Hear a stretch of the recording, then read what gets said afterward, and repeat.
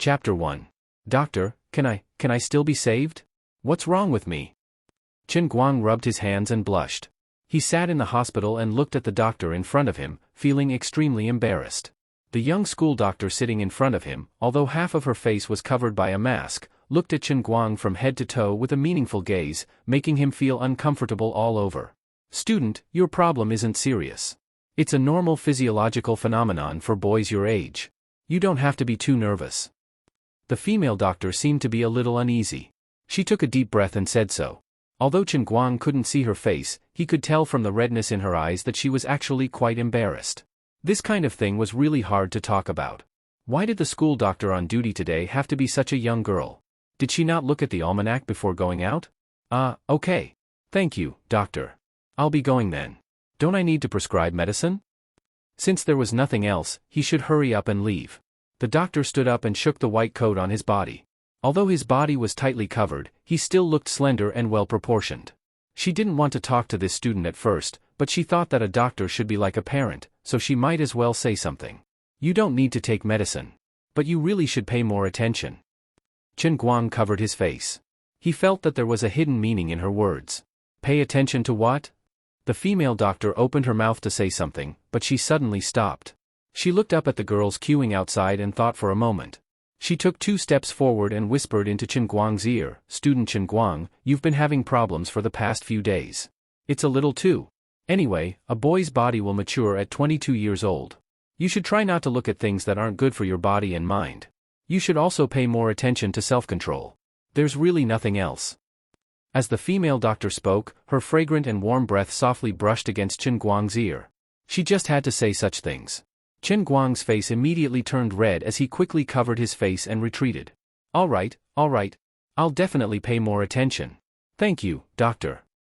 Walking out of the school hospital, he took a deep breath and reluctantly looked back at the school hospital. Old man, I'm wronged. I really haven't seen anything recently. For the past few days, he had been feeling that something was wrong with his body. Since 5 days ago, he had been having strange dreams all night, as if he had seen a ghost. As soon as he fell asleep, his mind would be in a trance, as if there was someone talking beside his ear endlessly. However, he could not clearly hear what the person was saying. He only vaguely knew that the voice came from a woman, and it was clear and melodious. Even though the voice was as far away as a mountain, it still gave him a soul-stirring feeling. It was like poison, causing him to be unable to sleep at night and toss and turn restlessly in bed. He drew the map. This morning, he crawled out of bed at the first glimmer of dawn. When he touched his bedding, he realized that another shell had formed. F***ck. If this went on, he would kneel. How did this happen? Chen Guang racked his brains but could not think of a reason. 5 days ago, he had only done something he was guilty of. All I did was take a cup that a passenger left on the bus and use it myself. Heavens, do you really have to punish me so viciously? That weirdo got off the bus and left without saying a word. He did not take anything. When I called him, it turned out to be an invalid number. When he turned around, he did not contact me. What's even more ridiculous is that I clearly saw his face, but I can't even remember what he looks like. It's like seeing a ghost. The thing that he left behind was not something valuable. It was just a glass cup with a picture of a beautiful woman in an ancient costume printed on it. At most, if he asks me for it later, I'll just compensate him, right? But isn't this karma a little too violent? Old man is going to become a monk. This poor monk's dharma name is Master Meng Yi. Doctor, save me. I'm sick. I don't want to die. Hence, the scene just now happened. His illness was not seen, but he embarrassed himself in front of such a beautiful doctor. He could not live on anymore. His life was about to collapse, but he still had to grit his teeth and continue. There was only 1 month left until the CET-4 exam of his 3rd year. Gokyo University, where Chen Guang studied, had a very ridiculous rule. Anyone who did not pass CET-4 in 4 years would not have a degree certificate. The school claimed that it was in line with international standards. Regarding this, Chen Guang only had one thought: screw me. Since the beginning of his first year, Chen Guang had taken the exam every semester, but his scores kept getting lower and lower. Up until now, this was the 6th time he had made a desperate attempt to pass CET-4. His chances were as slim as winning 5 million in the lottery. The more he spoke, the more his face filled with tears. He could not bear to recall the past. Today was the weekend. Chen Guang and his best friend, Wanwan, had agreed to revise together in the library. Although it was to revise together, Wanwan could be considered half a top student. It was this overly beautiful schoolbelle's best friend who saw how miserable Chen Guang was and personally supervised him to revise for CET4. Wanwan was also a strange person. She was tall and slender, and had exquisite facial features. Every movement she made exuded an elegant and moving temperament. These three major factors made her, who did not have a high profile, become one of the schoolbelle of Gokyo University. She could be considered a celebrity in the school. Chen Guang had coincidentally become best friends with her. However, he knew that all of you were wrong. Ridiculously wrong. You were all deceived. This woman, how was she a schoolbelle? Her alluring appearance and temperament were all a lie. This girl was a real tomboy. Once you got familiar with her, you would not treat her as a woman. A man's soul lived in her body. No matter how beautiful her appearance was, it was all a lie. The two of them sat in the corner of Gokyo University's library. Even though they had deliberately kept a low profile, Wanwan still could not avoid being the focus of other nearby students' gazes. Whether it was boys or girls, there were always some people who would steal glances at them from time to time. Today, she was wearing a white shirt that showed off her figure. Although only her upper body could be seen when she was sitting, her full bosom was still dazzling, causing others to have infinite fantasies about her figure. But the most attractive part was still her face. Her skin was white as snow, and her skin was delicate. She had a pair of charming almond-shaped eyes that carried a heroic spirit, and her cherry-red lips were curved into a mischievous arc. She was beautiful to the point of bubbling bubbles. Wanwan had long been accustomed to the strange gazes that harassed her all the time. She was too lazy to care. At this time, she just used her hand to support her chin, tilted her head, and squinted at Chen Guang with a playful expression. Right now, the expression on Chen Guang's face was very complicated. Surprise, panic, confusion, expectation, and even a little bit of lust. He was shocked by Wanwan's words just now. For a moment, he couldn't wrap his head around it. After a long time, he calmed down and fiercely glared at Wanwan. Your joke is a bit too much. My little heart can't take it. Who's joking with you? I'm serious. You're already a third year. Without English classes, you usually have to drive a sports car to earn money. You'll only get worse the more you study. If you don't take advantage of this last breath and pass the 4th level, don't tell me you still want to wait until your 4th year? At that time, there will be more things to do before graduation. Passing the 4th level will be even more impossible. If you can't pass the 4th level, you don't have a degree certificate. Wanwan said very seriously. But, this is too. Chen Guang still felt that it was too inconceivable. Although he knew that Wanwan's temperament was very manly, very tomboyish, and very tough, he really didn't expect that she could be tough to this extent. Don't be so wishy-washy. I, Wanwan, have always been a woman of my words. There's no doubt about it. Wanwan heavily slammed the table and glared at him with domineering eyes. For an old virgin like you, a beauty like this lady definitely has a fatal attraction. In order to stimulate your greatest potential, in order to let you get rid of the quagmire of not being able to graduate, in order to save a youth who may not be able to graduate and walk on the wrong path, this lady, today, solemnly promises that as long as you pass the 4th level, I won't be able to kiss you here through your clothes. 5 minutes. Wanwan continued to say, and even used the tip of her finger to point at her 34C erect peaks. Chen Guang's mouth opened so wide that a goose egg could be stuffed in it. Wanwan continued to say, although the two of us aren't in that kind of relationship, it doesn't matter. Anyway, a kiss won't hurt a piece of flesh. As long as we don't say it out loud, the heavens, the earth, you, and I will know, it doesn't matter. After a pause, Wanwan said again, as a brother, it's not a problem for me to do anything for you. What do you think about this small matter? I really want to help you with all my sincerity. You're lucky. How about it, do you want it? Is this reward good enough? Is this motivation enough? This lady has sacrificed her body to save your life. That's right, this was the thing that made Chen Guang panic.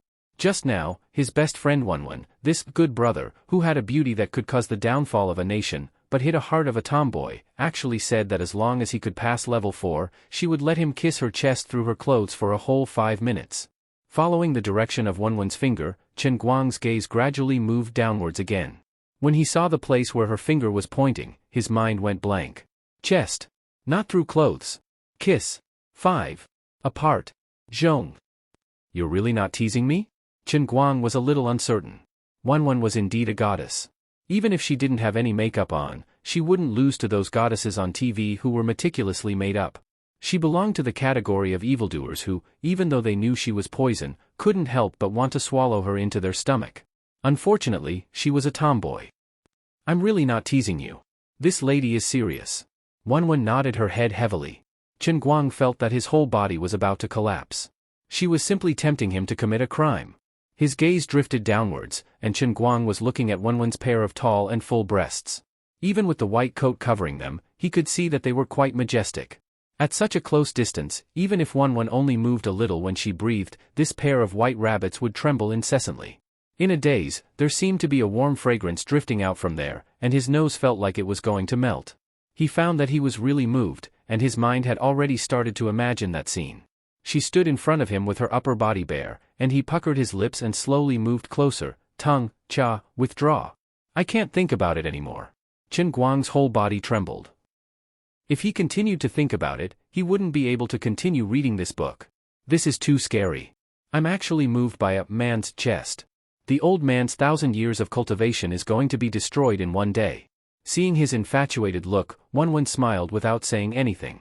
She only looked at Chen Guang from head to toe for a moment.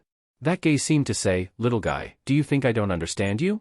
Do you really think that the real stuff that this lady found in your laptop is just for show? Once you raise your little tail, I know what you're thinking in your heart. Fine, in any case, I'll leave my words here. This matter is settled. As long as you can pass the 4th level, I'll keep my word. But if you don't pass, then pretend I never said anything about this matter. Of course, with your current level, I'll give you 2 words, no chance. This matter is just a thought. Young man, look at this set of papers of yours. Out of 10 questions, you didn't even get 1 correct. Didn't I think that you're dead for sure? That's why I dared to make this bet with you? Do you really think that I'm that generous?" After saying that, Wenwen glanced at the simulation paper that Chen Guang had just finished. She really wasn't talking nonsense. It was full of crosses. Actually, the reason why Wenwen dared to play such a heavy bet on Chen Guang was purely because she really didn't think highly of Chen Guang at all. She felt that he was too miserable, so she just gave him a little motivation.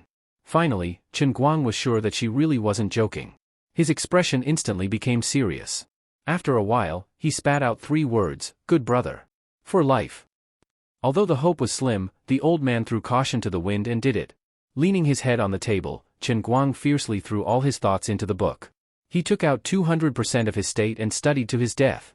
Unfortunately, his heart was higher than the sky, but his life was thinner than paper.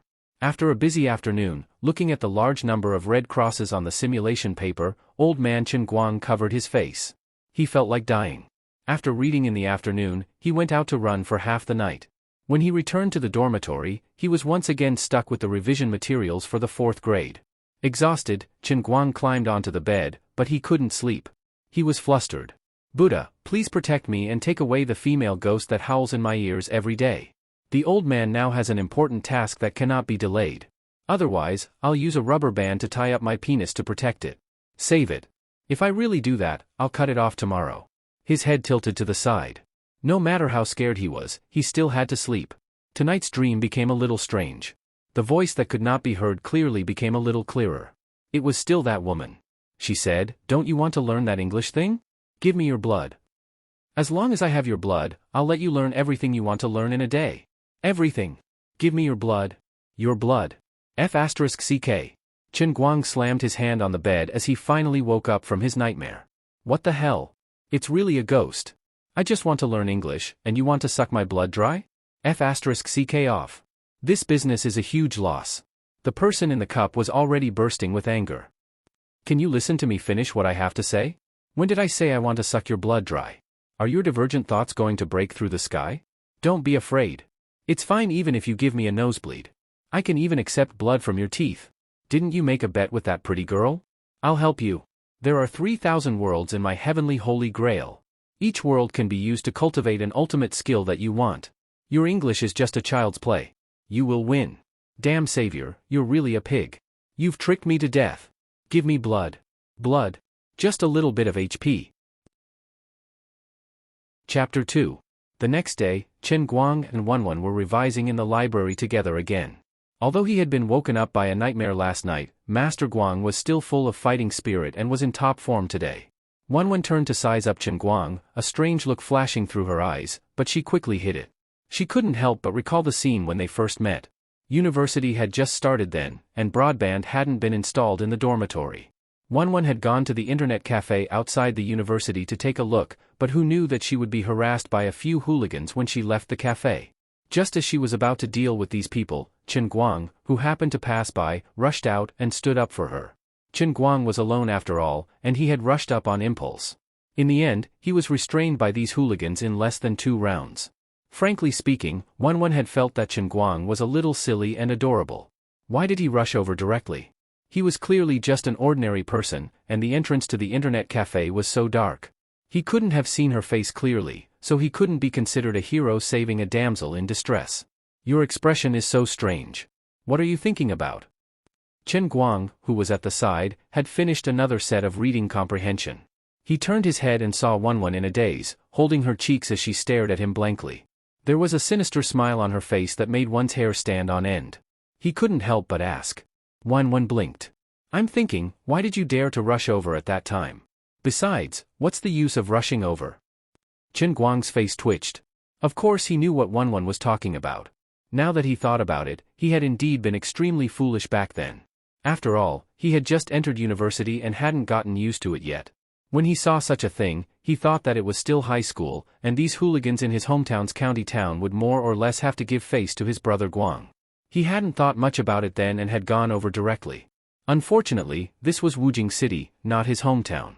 The hooligan didn't give him any face at all. At that time, Chen Guang thought he might be beaten up badly. What was the result? The little girl who looked delicate just a moment ago had turned into a female Tyrannosaurus in the next second.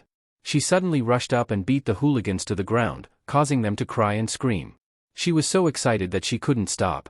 Even he, the hero who had saved the beauty, suffered a punch for nothing. He almost vomited all his stomach acid. Chen Guang felt extremely wronged. If you can fight so well, don't pretend to be delicate. Isn't this causing misunderstandings? Didn't I get beaten up for nothing? Later, Wen felt really embarrassed and brought him to the school's infirmary for a checkup. The results were also shocking. Internal injuries. He almost had internal bleeding. And this was just a F***king accidental punch. After that, the two often ran into each other in school. They occasionally chatted for a while and found that they actually had a lot of common interests, especially the two of them liked to play Dota. They spent more time together, and after a while, they became the heartless best friends they were now. However, in the past year, the time that Chen Guang played games with her had decreased. Something happened to his family, and he was now very short of money. He had to borrow an old car from his best friend in his hometown. Every day, he had to run at least 4 to 5 hours to call for a car over the internet to earn some money and help share some of the pressure at home. All right. If I knew that you were so cruel, I wouldn't have come to meddle in other people's business. Don't disturb me from reading with those strange eyes. Chen Guang was afraid that she would bring up the past again, so he quickly turned his head back to the book. It was another day of hard work, but it was to no avail. Ever since he entered university, he hadn't studied English properly. That was why his grades kept getting lower and lower. Now, even if he gave Wen a huge motivation, his foundation was too poor. It wasn't easy to make up for it in a short period of time. The two of them walked out of the library side by side. Chen Guang hung his head dejectedly and put on a bitter face. His little eyes couldn't help but drift to Wen's chest from time to time. His heart was bleeding at the thought that this piece of tofu that was so close to his mouth was about to fly away.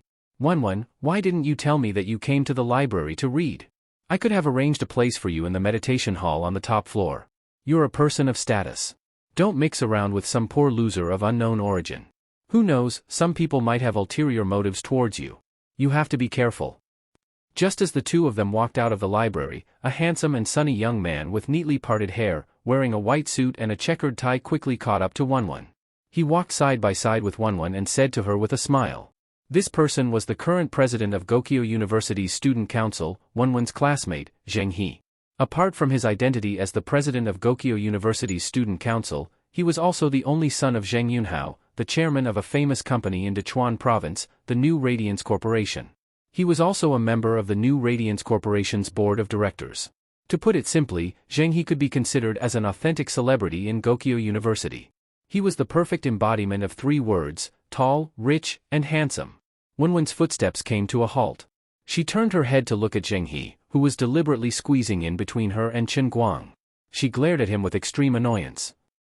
After a long while, she spat out a single word: scram. Her words were concise and to the point. Even the usually steady Zheng He could not help but have his expression change. When this person was trying to get close to her, he actually slandered her best friend, Chen Guang. Wanwan was not going to be polite with him at all. Chen Guang, who was standing at the side, was already used to Wanwan's extremely cold reaction. Over the past 3 years, similar scenes had played out countless times. Zhang He was just one of them. Sigh, it's a sin to be so beautiful. Everyone loved beauty. No matter what, you could not stop others from being mesmerized by you and always wanting to flirt with you. When dealing with these people, one must not be polite. Give them a little sunshine, and they will shine the world for you. On the other side, Zhang He was so angry that his adrenaline was pumping. He almost lost his temper.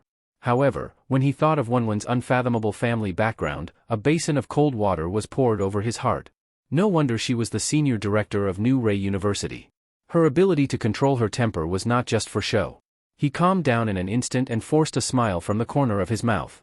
Wanwan, you really know how to joke. I'm not joking with you. I asked you to scram, Wanwan said again. You. Zhang He's expression turned a little ugly. What? Do you still want to flip out? Wanwan's expression was as cold as frost as she looked at Zhang He coldly. Under the pressure of her aura, Zhang He turned his head to the side in embarrassment and did not dare to say anything. Zhang He had been repeatedly humiliated by Wanwan. He knew in his heart that he must not provoke her anymore. If he really pissed her off, it would not end well for him. Moreover, the people nearby had already noticed the commotion. If it continued, he was afraid that the news of him, the president of the student council, being embarrassed in public would spread in the school. Therefore, he hurriedly smiled at Wanwan as if he was trying to please her. Then, he turned his target to Chen Guang. Chen Guang, I have more or less heard about what happened in your family.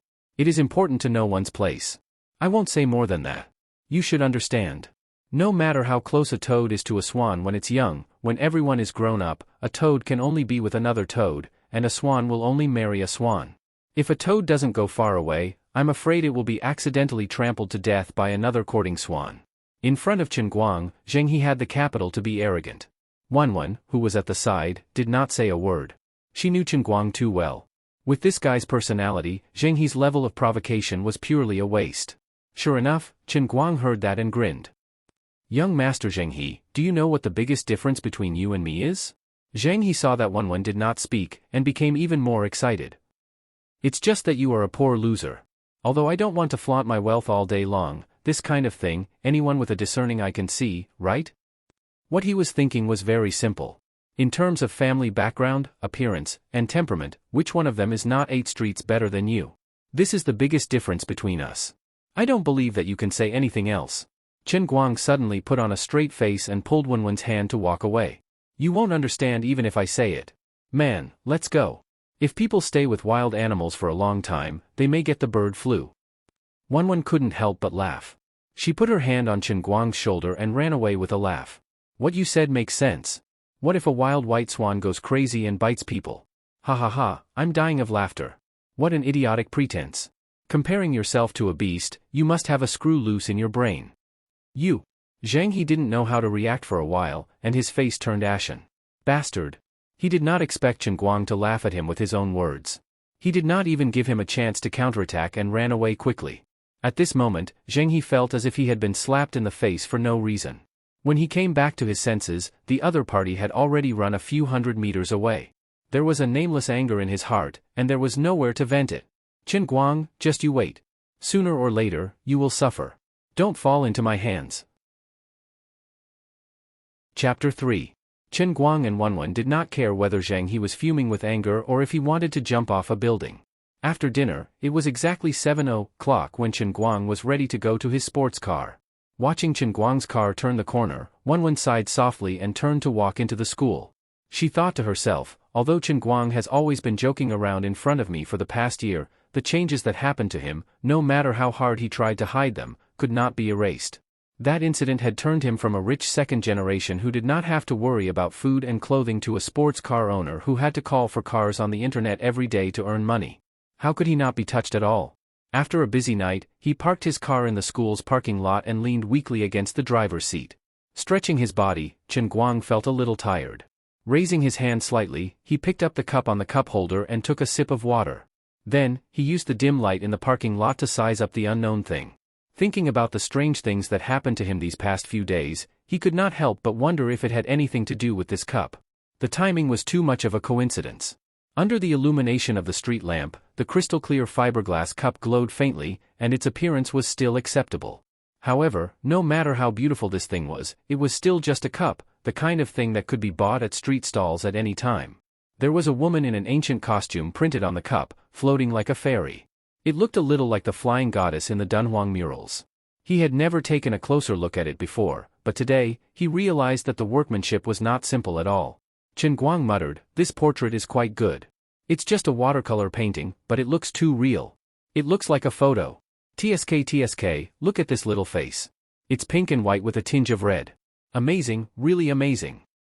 As he said that, Chen Guang could not help but stretch out his fingers to touch the face of the flying goddess.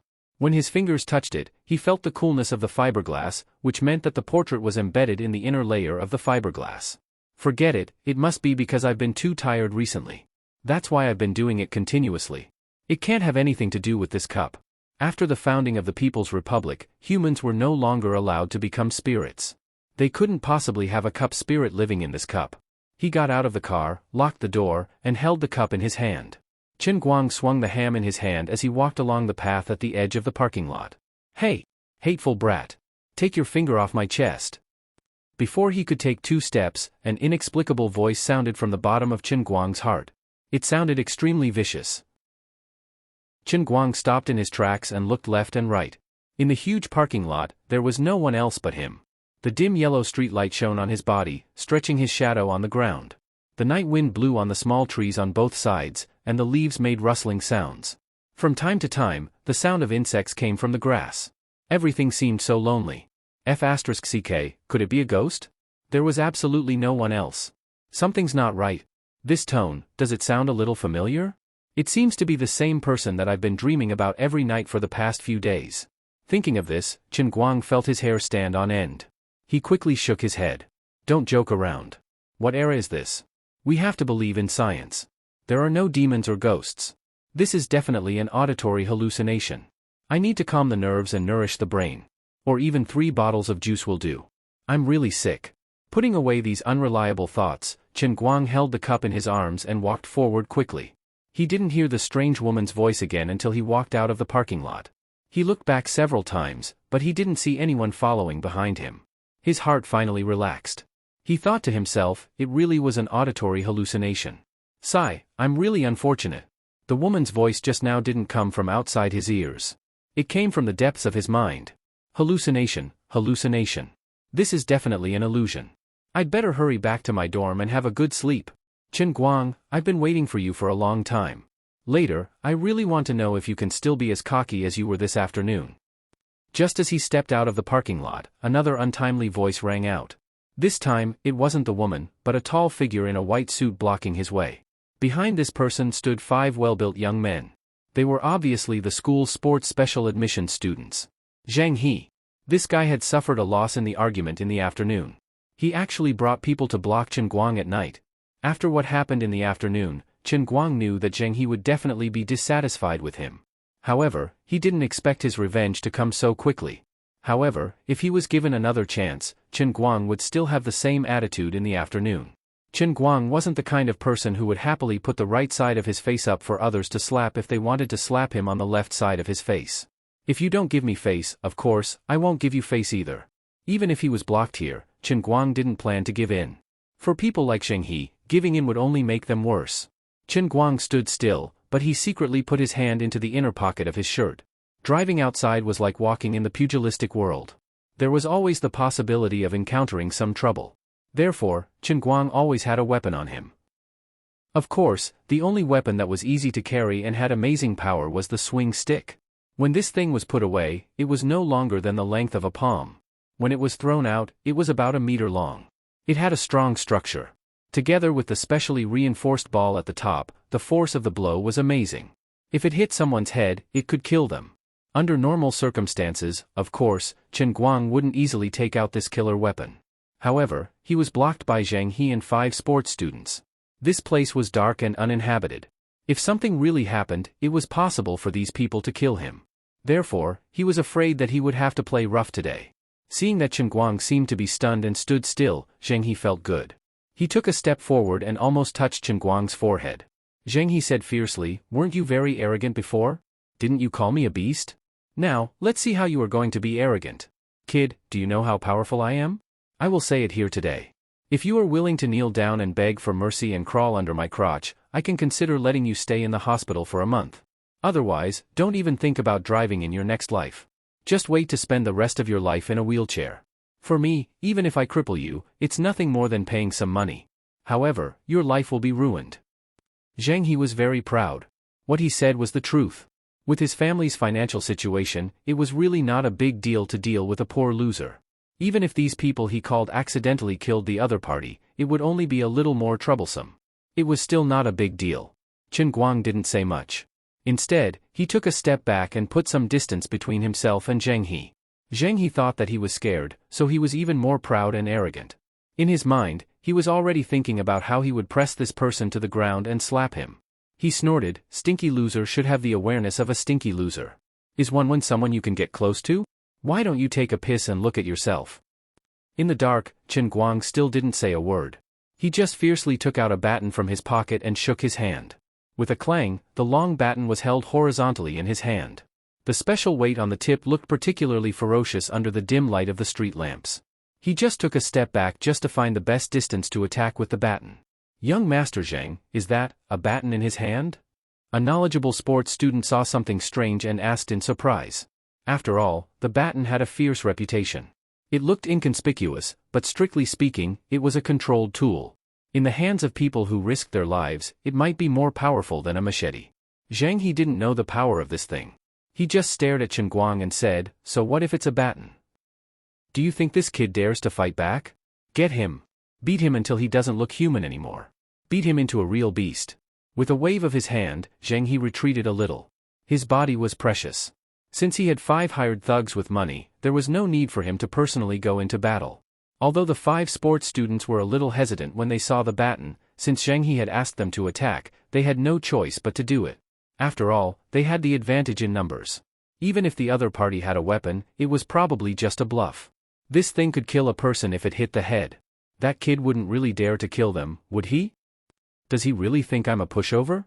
Chen Guang saw the other party pouncing forward, and his heart was filled with anger. Whoever dares to come up will have to pay with their lives.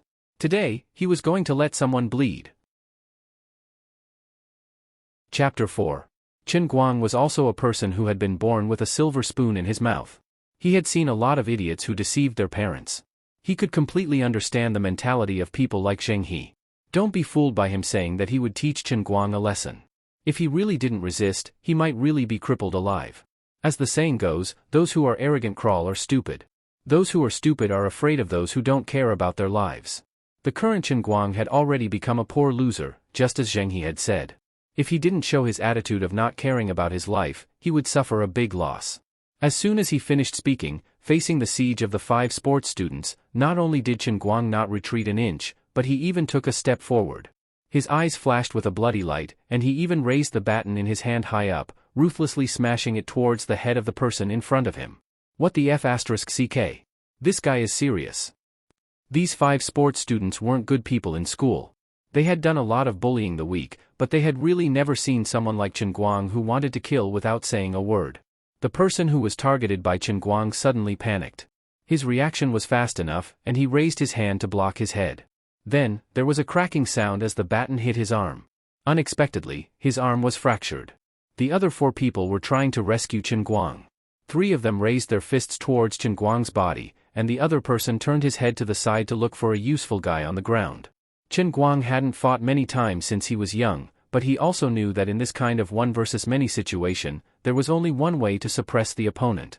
That was, no matter how others attacked you, you didn't have the mood or ability to dodge the attacks of others. You just had to focus on one person and ruthlessly beat them to death. You had to let them know that even if you were beaten to death here, the person you were targeting would have to die with you.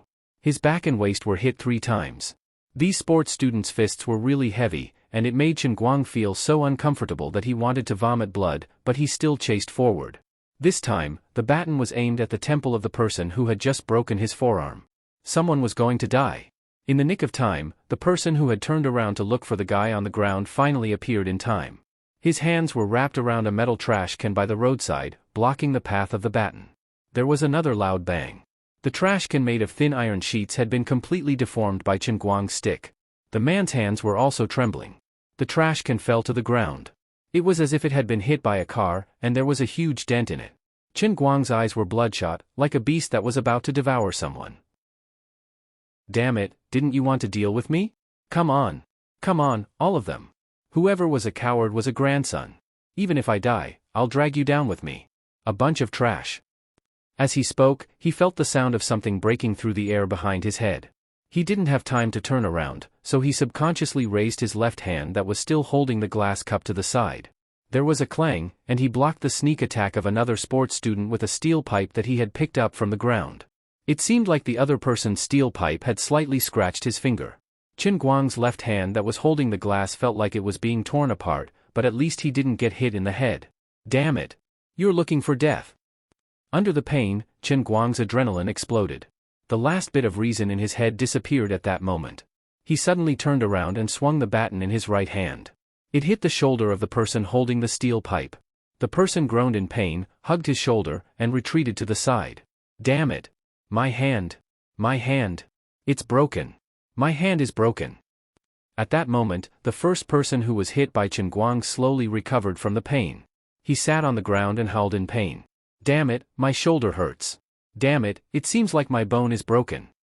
From the close combat to injuring two people, it took a long time to describe, but in fact, only a few seconds had passed. Hearing their companions scream, the three sports students who hadn't been injured felt as if a bucket of cold water had been poured over their heads, and they all took a step back. Chen Guang's breathing was extremely heavy, with his chest sounding like a bellows. He gave the three sports students a ferocious kick, ignoring the pain coming from his fingers as he took a step forth, frightening the three of them to the point of retreating. It was so much so that Zheng He, who was hiding at the back, was forced to the front. Yes, in terms of strength, any one of the five sports students was much stronger than Chen Guang. But in a fight, when it came to winning or losing, it was all about momentum. Zheng He was dumbfounded. He didn't expect it to turn out like this. He clearly had five sports students who were very good at fighting on his side. How did it turn out like this in the blink of an eye? It didn't make sense. Zheng He. You better think about it. Just like you said, you are rich, and I only have one cheap life. It's not a loss for me to drag you to death with me. Even if you let these people beat me to death here today, I can guarantee that I will drag at least 3 people to death with me. And you, Zheng He, must be one of them. Come. Let's fight to the death. As Chen Guang spoke, he pointed the stick straight at Zheng He's nose and said coldly. There was a murderous aura in his words. He wasn't joking, but he really intended to do it. Zheng He subconsciously took 2 steps back. He was afraid. He was a person of status and wealth. It was not worthwhile for him to play a game of mutual destruction with a small fry like Chen Guang. As the saying went, the barefooted were not afraid of those who wore shoes. As the son of the chairman of the New Radiance Group and the heir to a large asset, Zheng He wore extraordinary shoes. Others might not be respectful to him normally, but they would never dare to threaten his life so blatantly. Chen Guang's naked threat really caught him off guard. Don't think that I can't do anything to you if you play with your life. I can use money to smash you to death too. Zheng He said fiercely, but he was still retreating as he spoke. He was planning to run away. Chen Guang was expressionless. If you say another word of nonsense, I will kill you right now. Let's go. Zheng He wasn't stupid. He knew that the people on his side had already lost their minds. He didn't want to suffer in silence. He felt that it was not worthwhile to make things difficult for a lunatic, so he turned around and left. The 3 sports students who hadn't been injured hurriedly supported their 2 injured companions and followed behind Zheng He. They came in a threatening manner, but left in such a dejected manner. It was really embarrassing. When Zheng He and his group were far away, Chen Guang's tense nerves suddenly relaxed. Chen Guang didn't have the time to think about how Zheng He would take revenge on him later, nor did he have the ability to care. Since he had already formed a grudge with this person, he could only deal with it when it came. Did a peasant deserve to be trampled on by rich people? Was this a joke? If you piss me off, even if I have to give up my body, I will drag you down from your horse. Chen Guang thought fiercely. Ever since that incident at home, although he was usually cheerful, he had always been hiding a vicious aura in his heart. It was Zheng He's bad luck. He brought people to block the road and provoked the vicious aura in his heart. When this person's temper flared up, how could he care so much about reason? How could he have any scruples? When his mood calmed down, Chen Guang slowly put away the baton. Only then did he remember that his left hand had been severely scratched by the steel pipe. When he put away the baton, he used a little bit of force and grimaced in pain. He stood under the streetlight and carefully looked for a long time. After confirming that his finger was only scratched and not hurt to the bone, he felt a little relieved. It was just a little strange. At that time, the steel pipe must have hit the fiberglass cup. Not only did the cup not break, but there wasn't even a little bit of damage. Forget it. Since this cup was a high-end product, it was normal to be more solid. After calming his mood, Chen Guang put the baton and the cup into his pocket. He rubbed his fingers and walked in the direction of the dormitory. The wound on his finger wasn't deep. There was only a little blood, so he didn't have to worry about tetanus. However, Chen Guang also neglected one thing. At that time, his hand was hit while holding the cup, and his finger was bleeding. But now, there was no blood on the cup at all. After the trace of blood touched the surface of the cup, it disappeared without a trace. Chen Guang didn't know that at this time, the woman in the cup, oh no, the goddess empress, had completely fallen into a state of ecstasy. Wahahaha. Little guy, I've waited for a long time for this day. You finally dripped blood to recognize the owner. Just you wait, just you wait. When he returned to the dormitory, he could hear his 3 roommates from afar. It was very lively. It was also at this moment that Chen Guang, who was tired all night, was able to clearly realize that he was still a university student. Chapter 5. It's fogging. It's fogging. Who's pulling? Say something. This shrill shout came from Bai Fan. Due to Bai Fan's small stature, his voice was sharp and ear-piercing, and his occasional effeminate aura, he was given a nickname by everyone when he entered the school. People in Jianghu called him the White Lady. Of course, Bai Fan's voice was a little feminine, and his actions were a little feminine, but overall, he was quite loyal. Wait, I'm still rushing. My blink dagger is still on cooldown. Immediately, wait for the old man's people to jump in. The other rough and loud voice belonged to Xiong Jinka, who was known as Xiong Air in the dormitory. He was a standard burly man from the northeast. He spoke carelessly and looked very rough. According to him, when he was young, he was known as the Tiger of Northeast Mutin River. That was indeed the case. Whenever something happened, regardless of whether he understood the situation or not, he would rush forward and start making a move. His principle in everything he did was to reason things out. However, he had to make a move first before reasoning things out. Due to this guy's bad temper, he often made a fool of himself because he did not understand the situation. As for Lin Jingwei, who was nicknamed Lil Lin, he was lying on the computer silently, his mouse moving non-stop.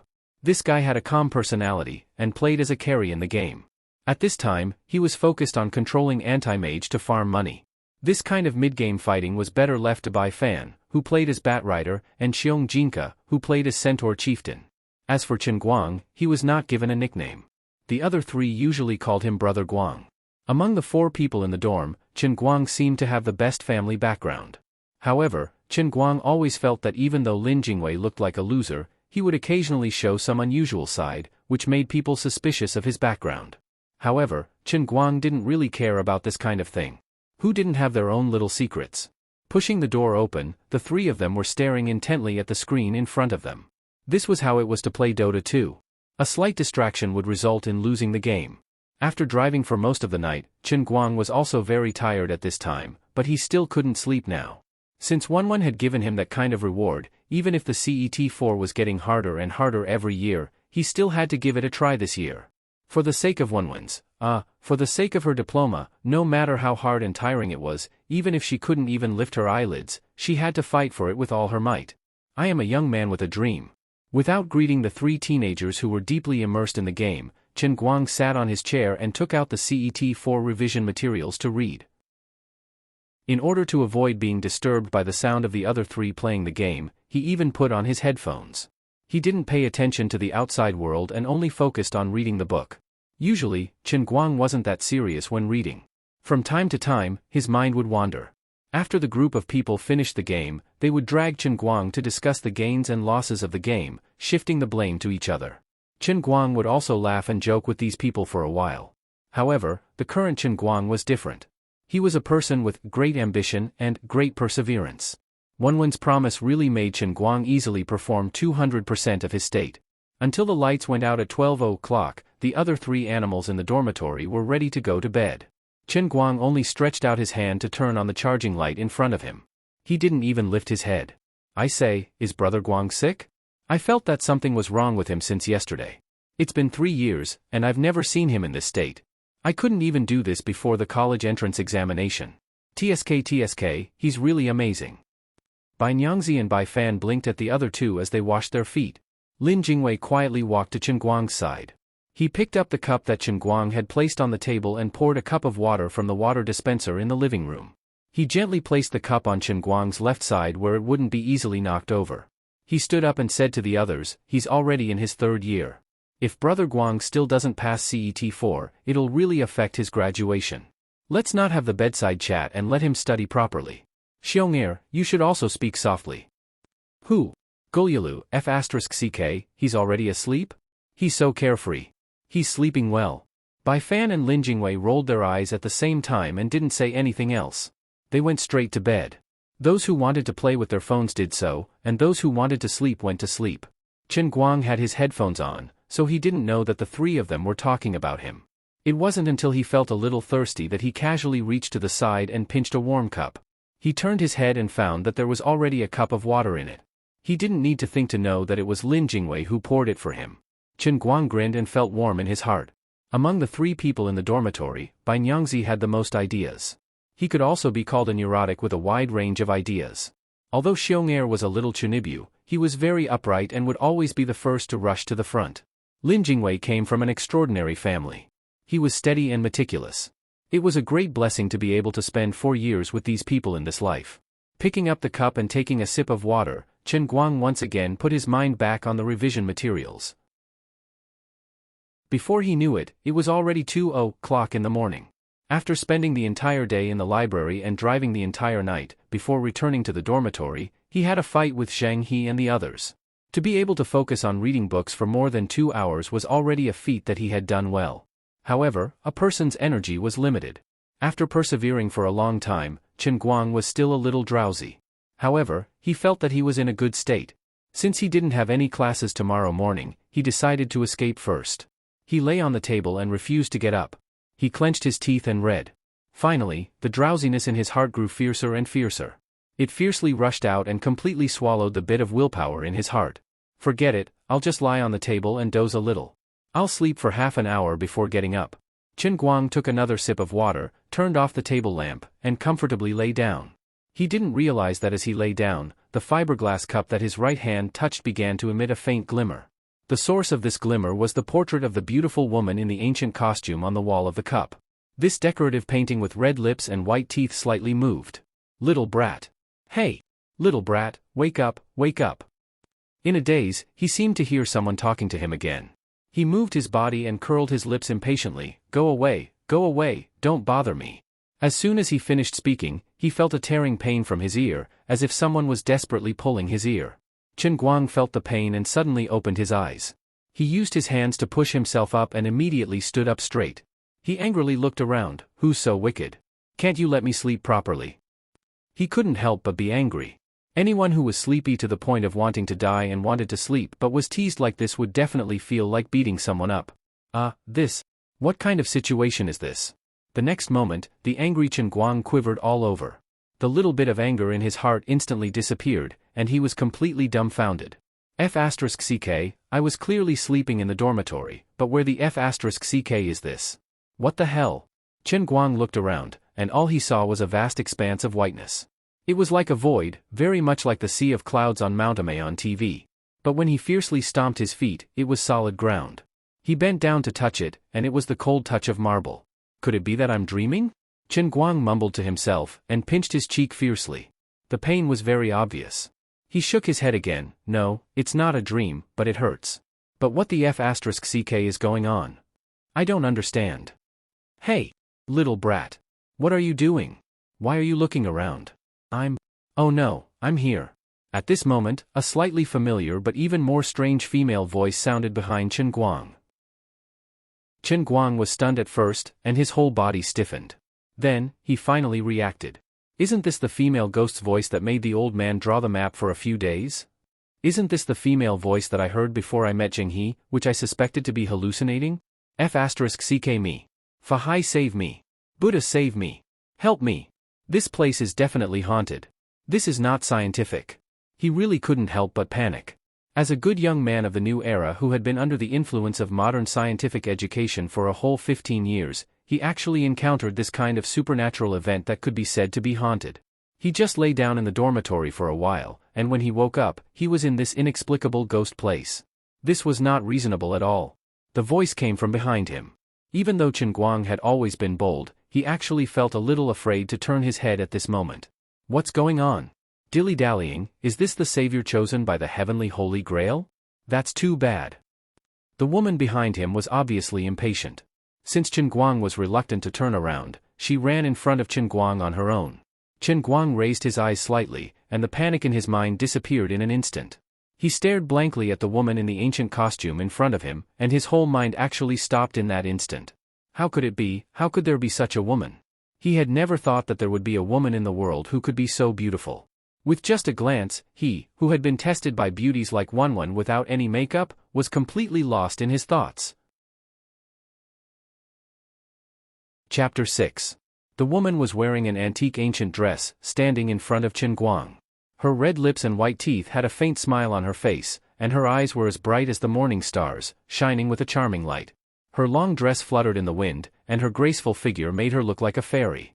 Her face looked very similar to the woman in the ancient costume printed on the wall of the cup, but the real person was thousands of times more beautiful than the portrait.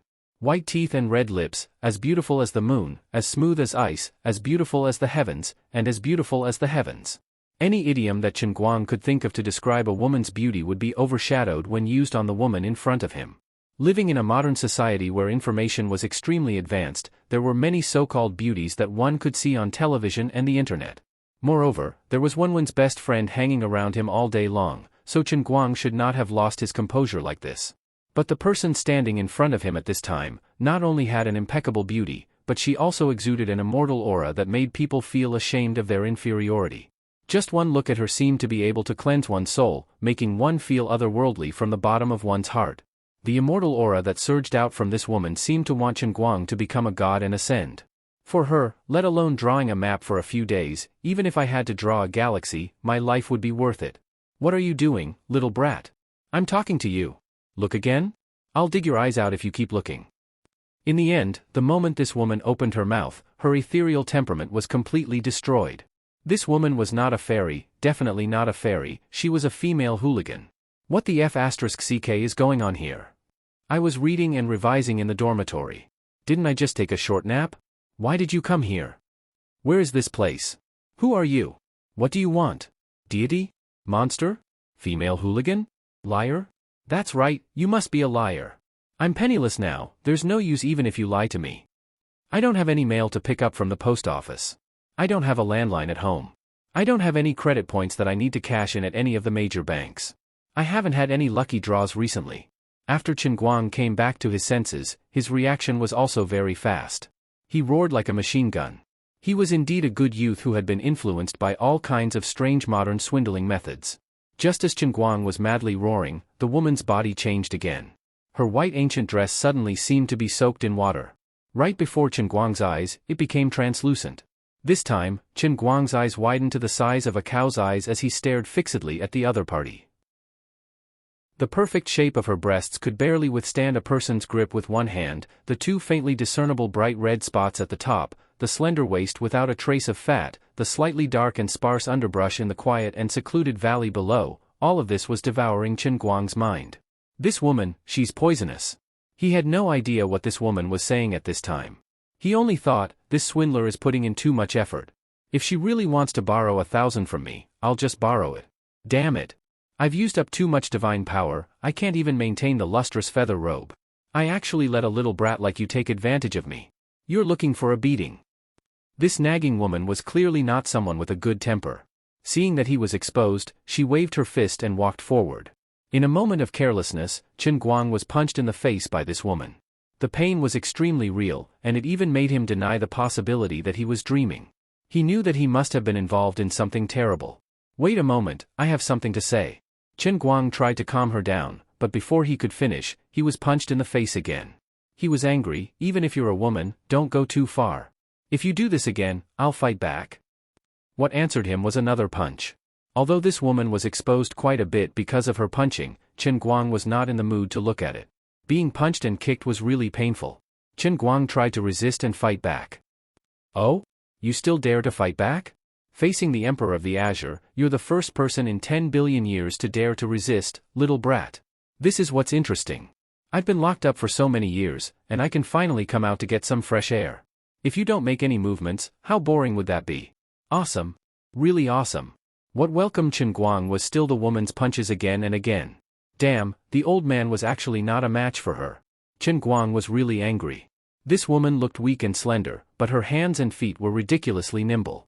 Her strength was not light either. Left hook, right hook, every punch landed on the flesh. There was no way to defend, no way to dodge. As the woman moved her hands and feet, she kept saying something. Under the fist, people had no choice but to lower their heads. Chen Guang was not a masochist. He really wanted to resist, but the enemy was too strong. He was really wronged. He didn't understand the situation at all and came to this place. He met a strong woman who looked like an immortal but was actually a lunatic. He didn't say anything and ended up getting beaten up. He didn't know who he had offended. After being beaten for an unknown period of time, the nagging woman screamed, "Ah! Why have you been beaten up for so long? Forget it, anyway, I've said most of what I needed to say. The first world in the cup of the Holy Grail is about to open.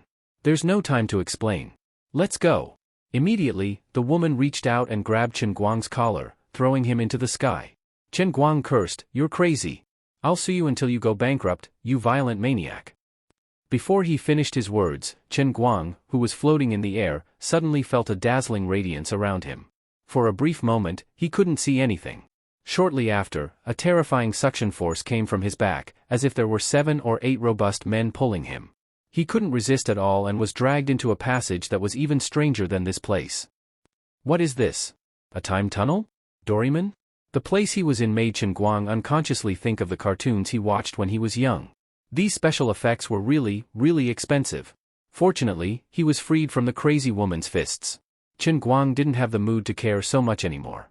Instead, he was desperately trying to figure out what the woman was talking about when he was being beaten up. Although it sounded a little weird and incoherent, Chen Guang still managed to sort out a rough idea of what Su Tao was talking about. His current position was inside the cup that he had picked up. The name of this cup was called the Heavenly Holy Grail.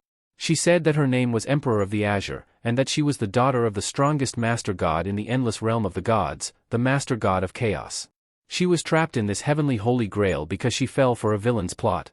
She needed to find a savior to help her complete the test of the trichiliocosm in this Heavenly Holy Grail. Only then could she regain her freedom and return to her original body. Pfft! You didn't even give me any room for negotiation. Who knows what kind of unorthodox method this trichiliocosm test is? What if the difficulty level is as high as 9? What if my life is in danger? Such an important decision, you should at least tell me in advance, so that I can judge the situation myself and decide whether to accept it or not. The good person who sealed her didn't do it thoroughly enough. How is it enough to just trap this kind of female hooligan in a cup? She should be completely smashed into ashes, never to be reincarnated. Something was not right. It seemed like she had said a lot, but she had missed out on something important. Seeing that he was about to reach the end of this so-called time tunnel, and that there was another layer of light in front of him, Chen Guang suddenly reacted. This woman had only said something about the trichiliocosm test, but she did not even tell him what the trichiliocosm was, or what the test was about. She did not even let him know in advance what he had to do to pass the so-called test. To put it simply, Chen Guang was completely in the dark about what he was going to face next. What a scam! He did not doubt the authenticity of this matter at all. No matter how ridiculous all of this seemed, under the profound, preschool influence of Emperor of the Azure's punches, Chen Guang already had an extremely deep understanding of this strange woman who lived in a cup. He could also be sure that he was really not dreaming. Because regardless of whether what this woman said was true or not, the feeling of being beaten up to the point of bruising could not be faked at all. From being swept into the cup, to being beaten up, and then being thrown into the time tunnel, all of this happened too quickly, catching him off guard. Chen Guang did not have the time to reflect on life, to experience and doubt this overly abrupt life change. If he was given a little more time, he would definitely deeply criticize the woman's intermittent talk about the endless divine realm, the Master God of Chaos, the Emperor of the Azure, the Heavenly Holy Grail, the Redeemer, the trichiliocosm, and all these unscientific, unreasonable, and unreliable things, and fiercely question the rationality and authenticity of their existence. After that, he would have to think about the big philosophy of who he was, where he came from, where he was going, and how such a heavy responsibility fell on him. Then, he would at least use 7 to 8 days or a few months to slowly accept this completely contrary to modern science and completely unreliable supernatural event. Unfortunately, there was no time now. He had to believe it even if he did not want to. As he crashed into the light curtain at the end of the time tunnel, Chen Guang appeared in a completely unfamiliar place in a manner that he could not understand and accept at all. Chapter 7. Fortunately, the moment he broke through the light barrier, a notification automatically appeared in his mind. It was still the voice of the unreasonable female hooligan. She spoke very quickly, very urgently, and very crucial. Little brat, your first mission is to survive in this sea of urgency for half a year. Remember, you have a total of 100 chances to die. After every death, you will return to the state you were in when you first entered the sea of urgency. If you can survive for half a year, then you will have completed the mission. But if you can't do it, and die 100 times, the Heavenly Holy Grail will consider you to have failed the mission. Then your body and soul will really be destroyed, and you will never be able to reincarnate. Obviously, the female hooligan also knew that she had forgotten to mention the crucial point, and hurriedly came up with a remedy. This woman's words reminded Chen Guang of a movie he had watched before. It was the movie Tom Cruise starred in, Tomorrow's Edge. In Tomorrow's Edge, Tom Cruise had the ability to return to yesterday after every death. Furthermore, every time he resurrected, he would still retain his memories. In the end, Tom Cruise relied on this seemingly immortal body and the ability to predict the future to overcome all difficulties in the battlefield of the future world. He predicted the enemy's moves and successfully defeated the invincible aliens, saving all of humanity. After all, every time he died, he would remember a dangerous point. When faced with danger the second time, he would always be able to make the correct choice. Chen Guang chuckled. That's more like it. Although I'm lacking in talent, the conditions are still generous. Even if my abilities can't compare to Tom Cruise's, my conditions are better. A total of 100 chances. Who doesn't know how to eat and wait for half a year? Ahahaha. That's right, she still hasn't mentioned the benefits of completing the mission. Forget it, since it's called the Heavenly Holy Grail, and the old man is the chosen savior, she definitely won't treat me unfairly. This kind of trivial matter, let's not talk about it. Let's talk about it after I survive this half a year. Tom Cruise's original mission was to save all of humanity, but Chen Guang only needed to muddle through for half a year. He felt that it was too easy and pleasant. Seeing that he was about to completely reveal himself in this so-called sea of moments, he began to feel proud and expectant again. Thinking about it carefully, the title of savior was quite resounding. Wait a minute. What is this? What a big knife. It's really sharp. This workmanship, TSK, even pockmarked Wang can't compare. Wait a minute, the situation doesn't seem right, this knife seems to be aimed at my neck. F***ck, what the hell is going on? I've just opened my eyes, and I'm about to be stabbed. You should at least let me see the situation clearly. According to some unscientific story settings, as the main character, my life should be very, very tough. Kacha. Neck. He flew away. Just a moment ago, he felt that this matter was easy and pleasant.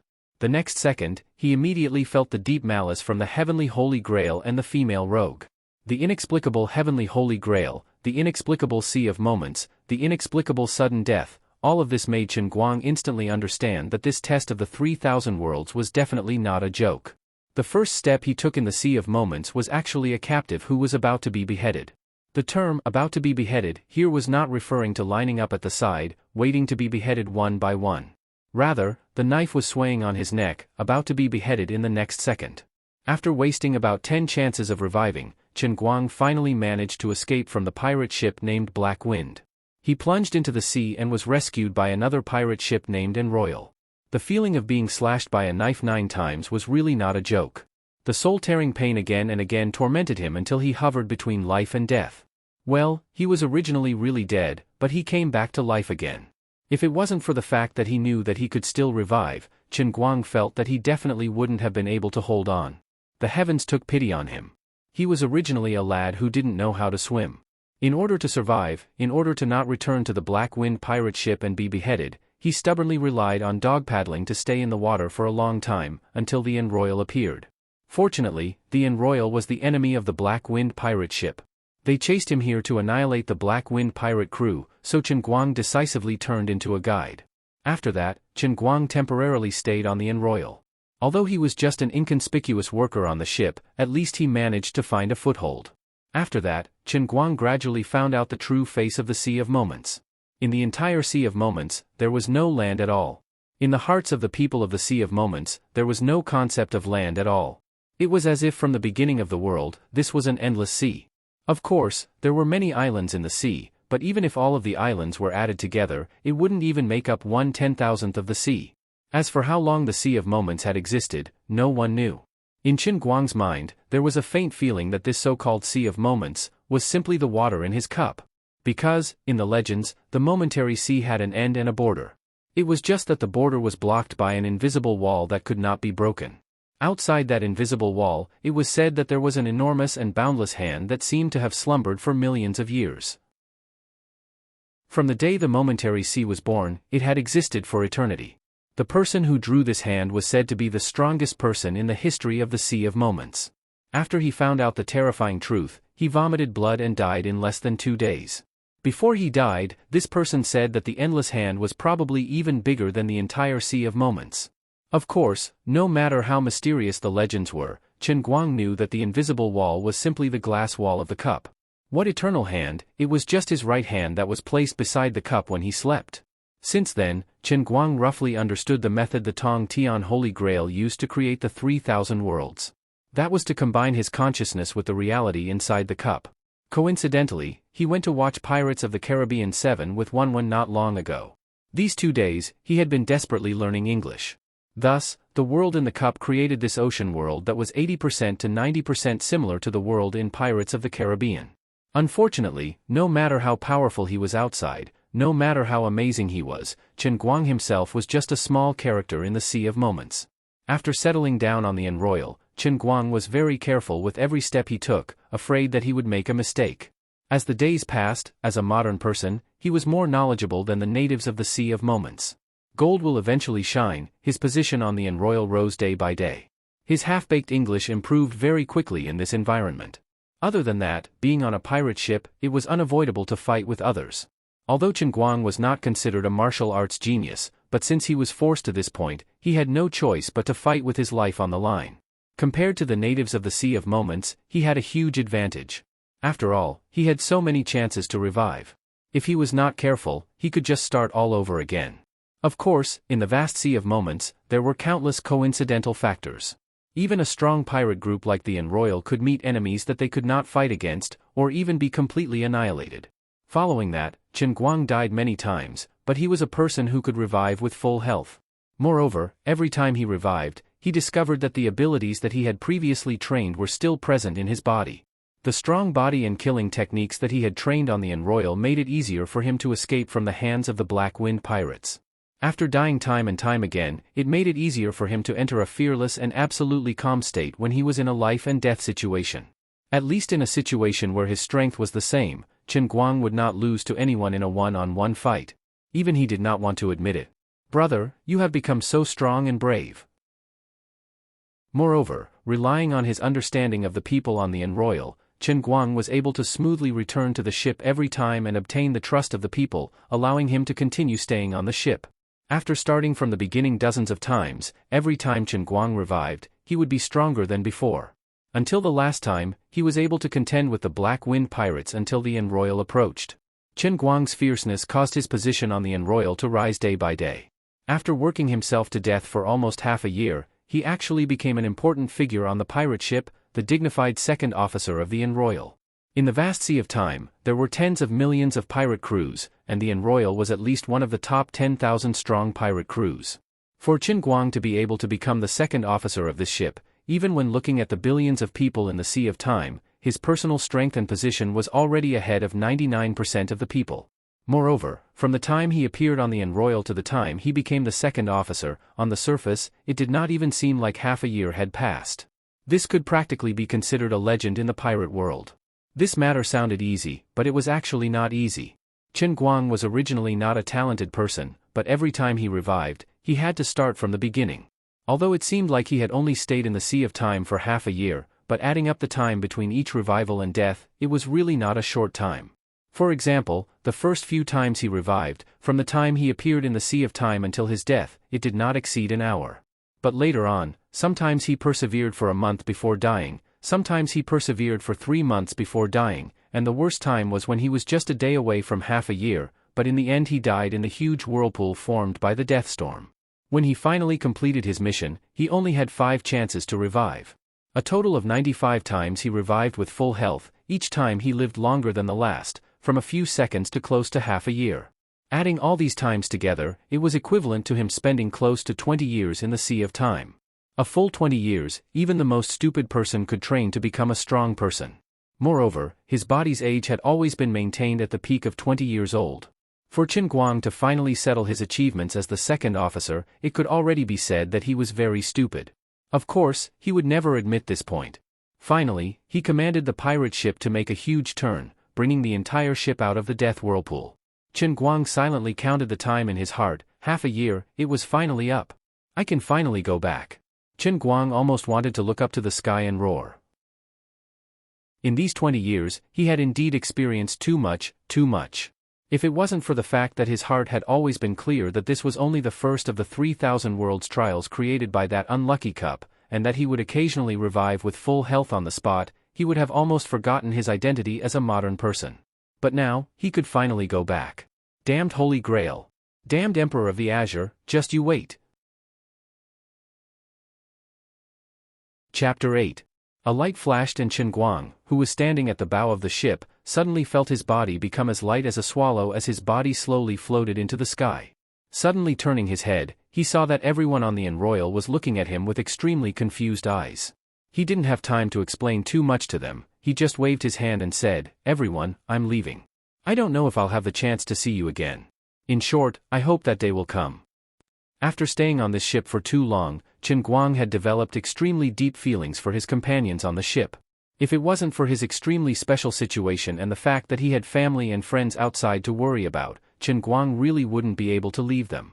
However, no matter how real the people and things in the Sea of Time seemed, the resurrection after death reminded him that he was still a passerby here and would have to leave sooner or later. When the light dissipated, Qin Guang once again returned to the time tunnel. As he traveled through the tunnel, his hatred towards the Emperor of the Azure who had dug such a deep hole for him gradually surfaced in his heart.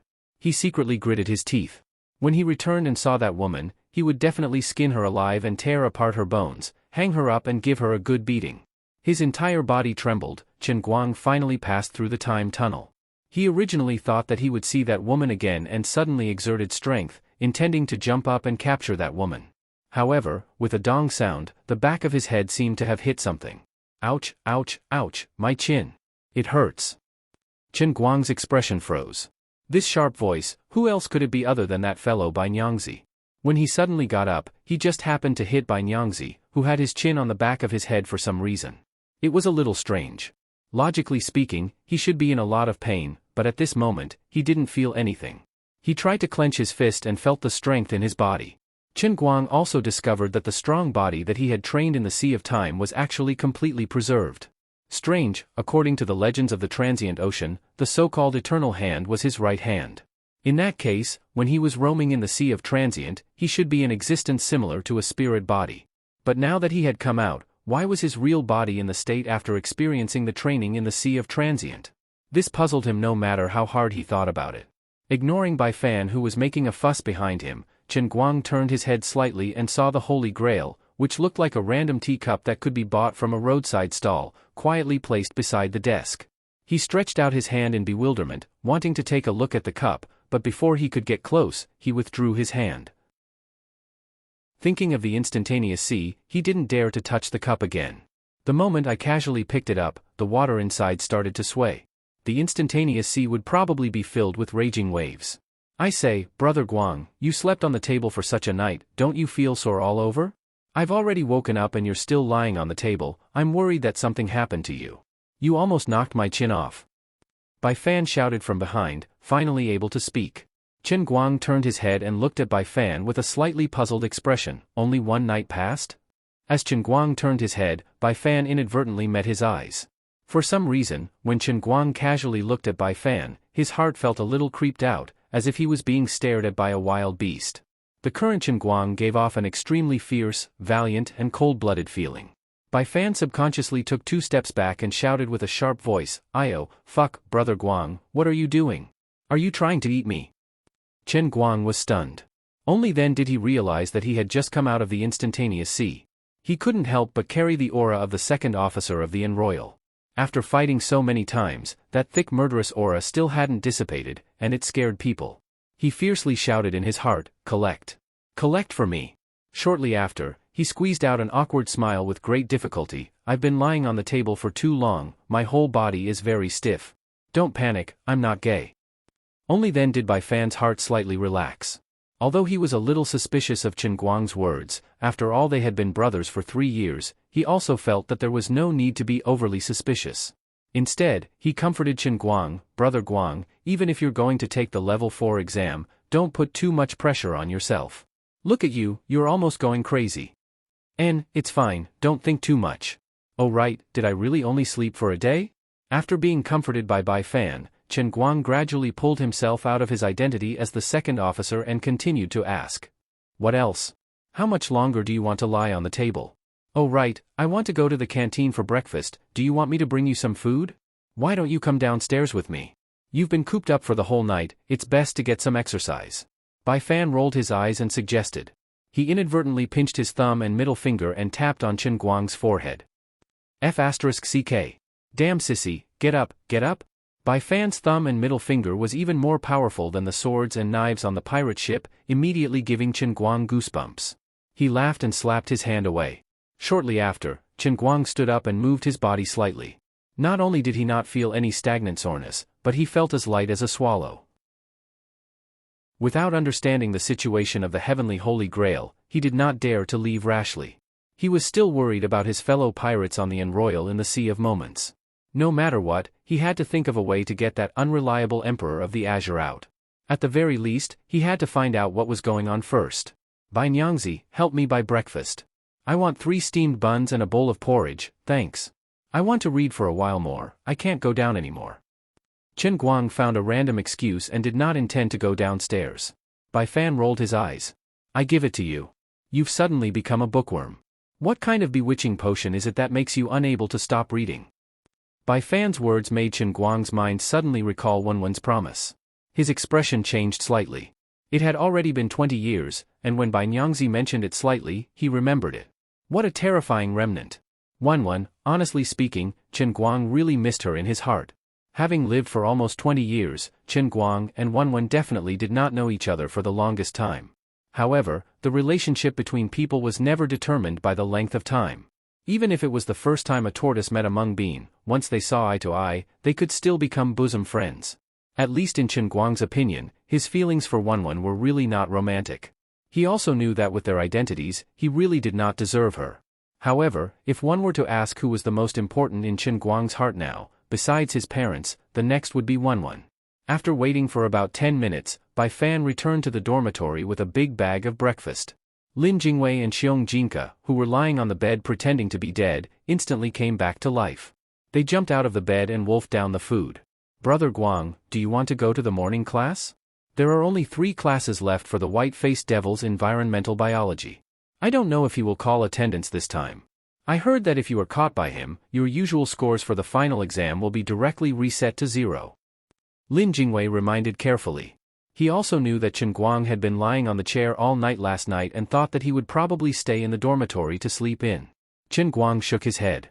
"I still have some things to do in the morning, so I won't be going. If he calls attendance, you guys can help me answer. If he is strict, then forget it. It's fine. His usual scores will be reset to 0. Xiong Jinka exclaimed. Chen Guang shook his head indifferently. "It's fine. If it's reset to 0, then so be it. As long as I can properly score 60 points in the final exam, my usual scores don't matter." After all, he had just come out of the transient sea. Chen Guang's mind was still immersed in his identity as the second mate of the Enroyal. He could not adjust his mind. Of course, he also knew that this real world was his home. Not to mention other things, his family and friends were all here. After breakfast, the other 3 hurried to the school building. Chen Guang sat in front of the writing desk and stared blankly at the heavenly Holy Grail. Chapter 9. Gently lying on the table, Chen Guang stared at the surface of the Transcendence Holy Grail with his bull-like eyes. His mind couldn't help but start to recall the bits and pieces of his time on the Enroyal. That young and beautiful Captain Annie, who had the blood of the royal family, always liked to play dirty jokes on him. Once, Chen Guang took it seriously and snuck into Captain Annie's room in the middle of the night. As a result, he was ruthlessly beaten up by that woman and hung on the mast for an entire day. Thinking about it now, he still hated it to the core. And old Jack, who liked to shave his beard with a huge blade that was even taller than a man. Every time he thought about that guy squatting on the side of the ship and shaving his face with that horrifying-looking blade, Chen Guang wanted to laugh. That little warnie who always liked to follow behind him and treat him as an idol. That Bartu who always got himself covered in wounds every time he fought. The memories he had in the Sea of Time were all that deep, hard for him to forget. Even though he knew that for him, that world was like a game, the game was just too real. Life was like a play, and the play was like life, he couldn't tell the difference. Thinking about it, he had spent so much time in that world, but only one night had passed in the outside world. At this moment, no matter how unhappy he was with the Emperor of the Azure, Chen Guang clearly understood the power of the Transcendence Holy Grail. He had also been involved in something incredible. Little brat, what do you think? The test of the 3,000 worlds is quite interesting, right? Suddenly, the portrait of the beautiful woman in the ancient costume on the cup trembled slightly. A voice sounded in Chen Guang's mind. After waiting for a long time, the woman finally appeared again. Unfortunately, he wasn't pulled into the world within the cup. Chen Guang wanted to take revenge on her, but he couldn't just smash the cup, right? Yo! You little brat, you still dare to bite the hand that feeds you? You dare to slander me in your heart? Do you believe that I won't ask the Holy Grail to set the difficulty of your mission to purgatory next time? Do you know that there are 9 kinds of difficulty? The Sea of Moments is only the most basic one. Using the words of your world, in the transient sea, you are winning without doing anything. Emperor of the Azure angrily said. Chen Guang was also furious. He didn't care if it was difficult or not. He jumped up and said, "What good intentions? How could you drag me into such a weird thing without asking me whether I'm willing or not? Even if you're a Shenhuang, aren't you being too overbearing?" "I'm sorry, I'm just being overbearing. Now that you've boarded my boat, you can't get off." Emperor of the Azure was also an unreasonable person. Chen Guang said angrily, "What do you mean we can't go down? I quit." He was quitting. "Next time, I won't accept this annoying 3,000 worlds test." While Chen Guang's temper was exploding, Emperor of the Azure became calm instead. "Hee, I'm sorry. From the moment you dripped your blood on the heavenly Holy Grail to recognize you as its master, there was no way out for you. Since you've already accepted this mission, you can only walk this path to the end. Rejecting the 3,000 worlds test is equivalent to failing the test. There's only one outcome for you, death. Since when did I drip my blood on it to recognize me as its master?" Chen Guang didn't have this impression at all. He only felt that she was obviously trying to trick him. "Have you forgotten? When you were fighting with others, you used your hand to block the heavenly Holy Grail." Emperor of the Azure reminded him, kindly. Chen Guang's breathing stagnated. He recalled the scene when he was fighting with Zhang He and the rest. At that time, he was astonished. After suffering such a heavy blow, the Grail was actually undamaged. His hand was also bleeding, but there wasn't a single drop of blood on the Grail. Now he finally understood. This was a freaking dripping blood on it to recognize its master. This was really bad luck. You're a divine weapon, how can you be so casual? Don't you fast for 3 days, bathe and change your clothes before you drip your blood on it to recognize its master? Don't you need to set up a huge 6-pointed star formation to change the color of the wind and clouds? He couldn't help but feel weak all over. He sat on the chair and couldn't come back to his senses for a while. 10,000 divine beasts whizzed past his mind. Look at you, it's as if you've been wronged. Do you know that this heavenly Holy Grail is one of the top 10 supreme divine weapons in the endless realm of the gods? Even if there's only a 1 in 10,000 chance, millions of gods are willing to risk their lives in exchange for a chance to obtain the heavenly Holy Grail. Now that this supreme divine weapon has been given to you for free, you actually have a look of reluctance. Emperor of the Azure was speechless at Chen Guang's behavior. I understand what you're saying, but I simply don't understand what's so powerful about this heavenly Holy Grail. Chen Guang rolled his eyes. Moreover, didn't you say that I'll get benefits after I pass the test? Why don't you tell me where the benefits are? Emperor of the Azure grew impatient. Foolish mortal, I really can't communicate with you. You really didn't get any benefits? Think about it carefully. Alright, every time you complete a test, the heavenly Holy Grail needs to accumulate divine power again. I have to go and preside over the divine weapon formation. You can slowly complain here. Wait, now that I've come out, those people in the transient sea. Seeing that Emperor of the Azure was about to leave, Qin Guang hurriedly asked. Emperor of the Azure waved her hand indifferently. Don't worry, don't underestimate the profoundness of a supreme divine weapon personally created by the God Lord. Although the realm of the transient sea was created for you to pass the test, when the heavenly Holy Grail created this small world, it wasn't fabricated out of thin air. Instead, it truly had a beginning and an end, allowing it to become a complete and real world. Now that you've completed the test and escaped from the transient sea, the realm of the transient sea will continue to exist. You also don't have to worry that drinking water will affect the people in the transient sea. After you leave, this realm will exist independently and will no longer be affected. The power of the God Lord is far beyond your understanding. With a single breath, billions of universes will be born and destroyed. The universe that you're in now is just one of the billions of universes in my Father's God Lord of Chaos body. That's good, then I'm relieved. Wait, you still haven't told me how you got trapped in this heavenly Holy Grail. If I keep on completing the task, what will happen in the end? Also, you're obviously some God Emperor, but why didn't the transient sea give me a single cent of divine power? It's just like a medieval pirate setting. That's not right. Qin Guang still wanted to ask many more questions, but unfortunately Supreme Divinity Lu Li was rather impatient. She left as soon as she said she would. On the screen, her figure flickered for a while, and then there was no more movement. Smiling bitterly, he'll ask her about these things the next time she comes out. Qin Guang stood up from the chair, lifted the cup, and looked at it carefully for a long time. Who would have thought that this unassuming glass cup was actually a supreme divine weapon? Your family's god realm is so fashionable. Regarding this heavenly Holy Grail, Qin Guang's understanding was still a blank. There were still many things that he could only guess. Perhaps he could only ask the Emperor of the Azure the next time she appeared. That's right, I still haven't gotten the reward for passing the test, right? You're trying to get something for nothing, that's not appropriate. I'm not convinced. Aren't you a supreme divine weapon? Then this reward should at least be something like conferring a god position on me, or at least giving me some divine power.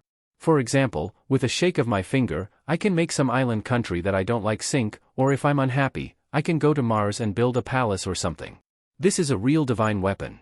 He didn't expect that the reward of the heavenly Holy Grail would already be in his account when he left the transient sea. It was the strong body that he had trained in the transient sea for a whole 20 years, as well as the combat ability of the dignified second officer of the Enroyal. After experiencing 95 life and death struggles and torments, even Qin Guang himself didn't realize that he was no longer the same as he was in the past. Perhaps, his proficient English was also a reward? Oh, wasn't Wenwen's rather indecent reward already in the bag? Chapter 10. Qin Guang spent the entire morning feeling awkward. He was supposed to go to class, but now he didn't have the mood to go to class. He couldn't calm down at all. As for revising for CET-4, when he opened the test paper, he used less than a fifth of his usual time to complete the entire set of CET-4 mock test paper. He felt that it was too boring. Bro, I'm not the same as before. He wanted to go out and take a stroll around the school, but he was thinking about the heavenly Holy Grail. Although he knew that the transient sea realm wouldn't be affected anymore, there was still a goddess empress living in the Grail. Qin Guang was afraid that it would cause trouble if he left his sight. After thinking about it, he picked up the tea leaves from Lin Jingwei's desk and brewed a cup of strong tea with the heavenly Holy Grail. Then, he carried it out of the door. Since he couldn't calm down, and since he had nothing to do in the morning, he might as well run away with the car. No matter how awesome he was in the transient sea, since he was back in the real world, he still had to continue his life in the real world. He still had to earn money. He wondered how his parents were doing. Although the last time he called his family was only a week ago, in Qin Guang's heart, it had been 20 years. Sitting in the car, Qin Guang dialed his father's number. It was noisy on the other end of the phone. His father should be busy with the purchase of goods at this hour. For the past 10 years, his father had been living at this pace. However, he used to purchase goods for his family's hot pot restaurant, but now he was helping Uncle Zhou's family's hot pot restaurant. Brat, what are you doing? Isn't it Tuesday today? I remember that you have classes on Tuesday morning, right? Skipping class again? Are you asking for a beating? Judging from Chen Guoli's voice, Su Tao could tell that Qin Guang was busy. However, he actually remembered that Qin Guang had lessons in the morning. Qin Guang's mouth twitched. Dad, I do have classes, but it's not important. I'm skipping. I'm in the car now. I'm going to the sports car. Nonsense. Although our family is short of money, even if the sky falls, your father will still be there to hold it up, right? It's fine as long as you can manage your own living expenses. You don't even go to class. What's the meaning of this? Chenguoli's tone suddenly became stern. This month, the Puss Corporation's free medicine is about to expire. You have to pay for next month's medicine, right? It seems to be 40,000? Chen Guang suddenly said. Chenguoli's anger immediately disappeared. After a moment of silence, he said in a low voice, "Son, you've worked hard." Chen Guang grinned. "What's so hard about it? Dad, I've grown up a long time ago, so I'll think of a way to deal with the family matters. Don't tire yourself out too much." There seemed to be someone calling Chenguoli. He just hummed twice, quickly hung up the phone, and went to busy himself. Putting the phone on the shelf, Chen Guang picked up the teacup and took a sip. He secretly calculated that the special medicine of the Puss Corporation was usually paid for 3 months, and it was free for 3 months. When it was paid, it was at least 40,000 yuan a month. On average, it was 20,000 yuan a month for medicine expenses. As for his dad, no matter how generous Uncle Zhou was, it was impossible for the salary of the store manager to exceed 15,000 yuan a month. Even if his dad didn't eat or drink every month, and didn't have any other extra expenses, he was still short of 5,000 yuan. His sports car had to earn at least 6,000 to 7,000 yuan a month, so that the family's life could be basically guaranteed, and they could afford the Puss Corporation's medicine expenses. As for the family's bankruptcy liquidation, they had to pay off millions of debts. Chen Guang and Chenguoli had no way to think about it now. They could only earn enough for the medical expenses and save the life of Chen Guang's mother. As for the other things, they would take it one step at a time. Hanging up the phone, he started the car, and Chen Guang began another day of sports car driving. At noon, Chen Guang parked the car on the side of the road and sat in the car eating a box lunch. Wenwen called. "Where are you? Come over and have dinner together." Wenwen's voice was a little soft. It seemed that she was still under the bed. She must have stayed in bed until now. It was only one day, but hearing Wenwen's voice again seemed like a lifetime ago. Chen Guang was a little stunned, and then he came back to his senses. "I am outside with the sports car. Let's have dinner together tonight." "Don't you have classes in the morning?" Wenwen was slightly surprised. "I'm not in the mood to go, so I came out with the sports car." Chen Guang secretly wondered what was wrong with these people. This was not the first time he skipped class. Why did it seem like he was a big sinner? "All right, then what about you in the afternoon? Are you going to the library to read?" Wenwen said again, "Don't forget the promise of this lady." After that, the woman even giggled. After chatting for a while, she became sober. "I won't go to the library in the afternoon. Don't worry. In short, you can't run away. I'm thinking about you. Let's not talk about it anymore. There's an order. I'm leaving." After Chen Guang finished speaking, he hung up the phone. While playing with the phone, he was restless. If it was still the same level as yesterday, Chen Guang might feel that passing the CET4 exam was very difficult. But today, the old man was different from the past. For the first time, he looked forward to the CET4 exam. He hated that time was too slow. He still had to wait for more than a month. Chen Guang drove the sports car all the way to the afternoon before he slowly drove the car back. In the past, if he drove for an entire day, he would definitely be so tired that his back would ache. When he got out of the car, he could hear the crisp sound of his joints cracking. But today, Chen Guang was amazing. He stayed in the car for at least 8 hours. When he got out of the car, he stretched his waist and moved his body. He actually didn't feel the slightest bit tired. Then he clenched his fists and felt that his muscles were much stronger than before. Chen Guang couldn't help but feel proud. After training hard in the Sea of Time for 20 years, his body wouldn't be inferior to a bodybuilder, right? On the surface, Chen Guang didn't look much stronger than before. But the structure of his entire body's muscles had undergone an earth-shattering change. If he took off his clothes, he would discover that the lines of his muscles could be said to be perfect. His muscles were extremely streamlined.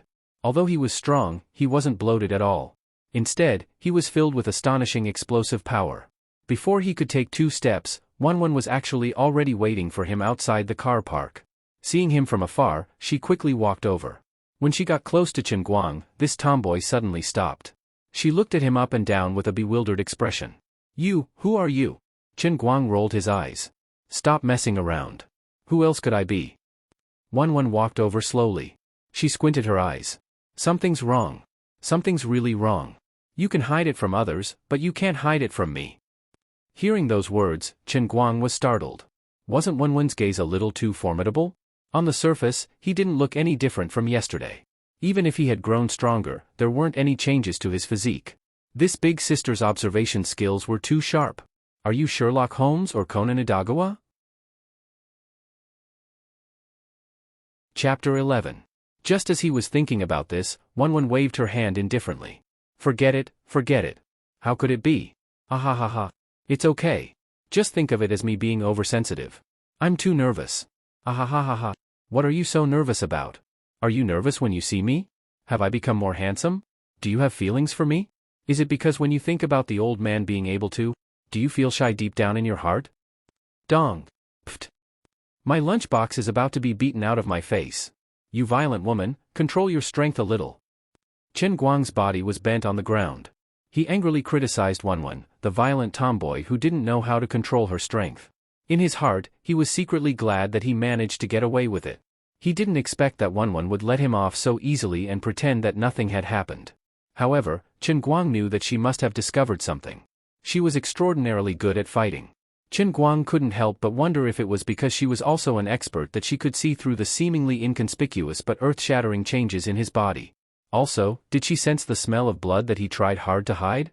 However, since Wenwen didn't take the initiative to point it out, Chen Guang wouldn't look for trouble. He really couldn't explain this kind of thing to Wenwen.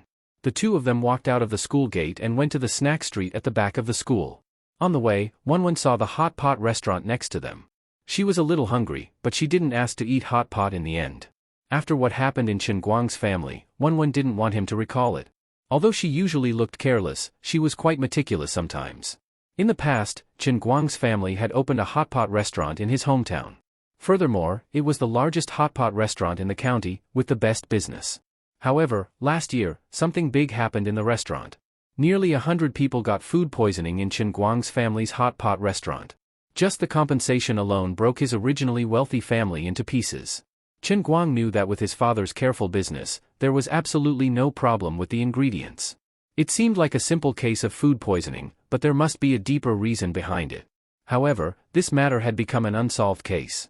At the time of the incident, Chen Guang's father wasn't in the restaurant, so no one knew what the problem was.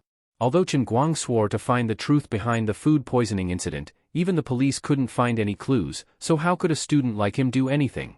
After that, Chen Guang's family couldn't recover. Not only did they go bankrupt, but they also owed more than 5 million yuan in debt. When it rains, it pours.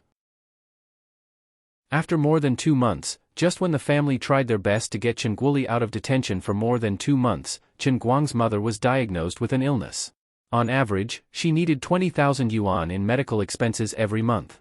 Therefore, as a university student, Chen Guang had no choice but to drive a sports car to earn money. Do you want to eat hot pot? Chen Guang's observation skills were sharp. Wenwen grinned, yes, I do. I'm just afraid that you'll be sad. Chen Guang waved his hand indifferently, what's there to be sad about? I'm not a little girl. I'm not that weak. Let's go. It's my treat today. I haven't eaten hot pot in a long time. I miss it. The two went upstairs together. Wenwen glanced at Chen Guang and found that he was still holding the cup in his hand. She wondered, why do you carry your cup everywhere you go? You didn't have this habit before. Chen Guang smiled and said, don't I want to read and drive a sports car recently? I'm afraid that I can't keep up with my energy, so I made a cup of tea and carried it with me. When I'm tired, I can take a sip. It feels great. TSK, tea is not a stimulant. It feels great. You look like an old man. My grandfather is like you, holding a purple clay teapot wherever he goes.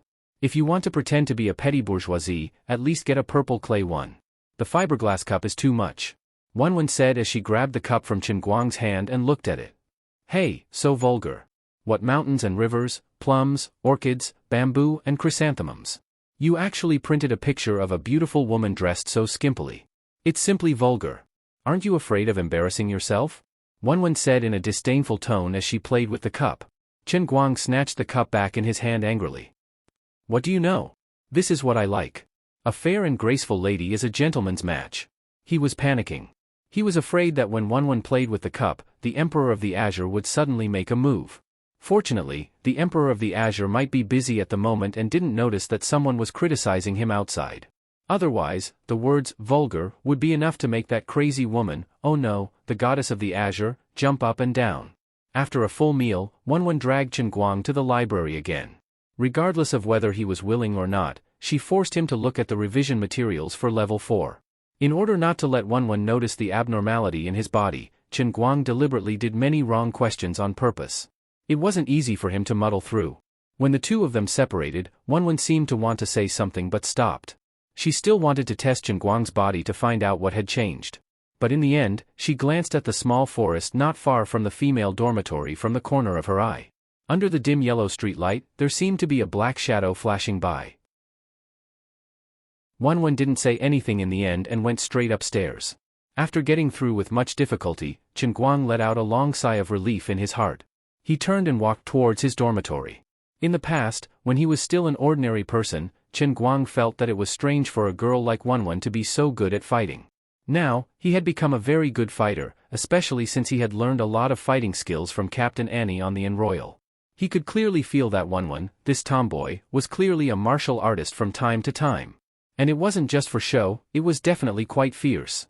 He had never asked her what her family did. He only knew that she had a very powerful background and was very powerful. Now it seemed that it wasn't that simple.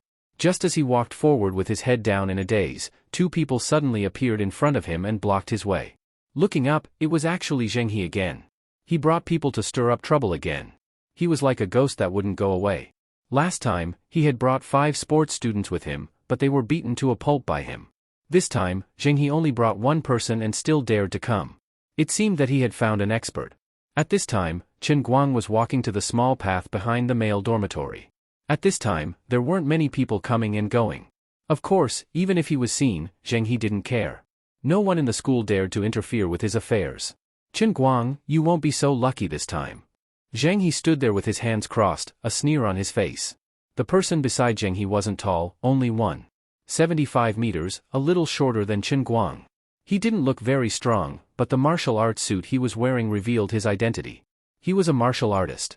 This person had his hands behind his back, his face raised high, his nostrils facing Chen Guang, his eyes slanted, his legs slightly open, and a pair of cloth shoes on his feet. Although he wasn't tall or strong, but this simple movement and posture gave people a feeling that he would hurt people at any time. I heard that you always have a stick with you, but it's useless in front of our Korean national martial art, Taekwondo. I will break every bone in your body, inch by inch. The man spoke in broken Chinese and arrogantly said. Taekwondo? Chen Guang raised his eyebrows. This time, the person Zheng He found was really a professional. But, so what? I don't have a stick with me, but so what? Chen Guang, this is the president of our school's Taekwondo club, Mr. Kim Jongpan from Korea, 3rd Dan Black Belt. Later, you can have a good taste of Mr. Kim's skills.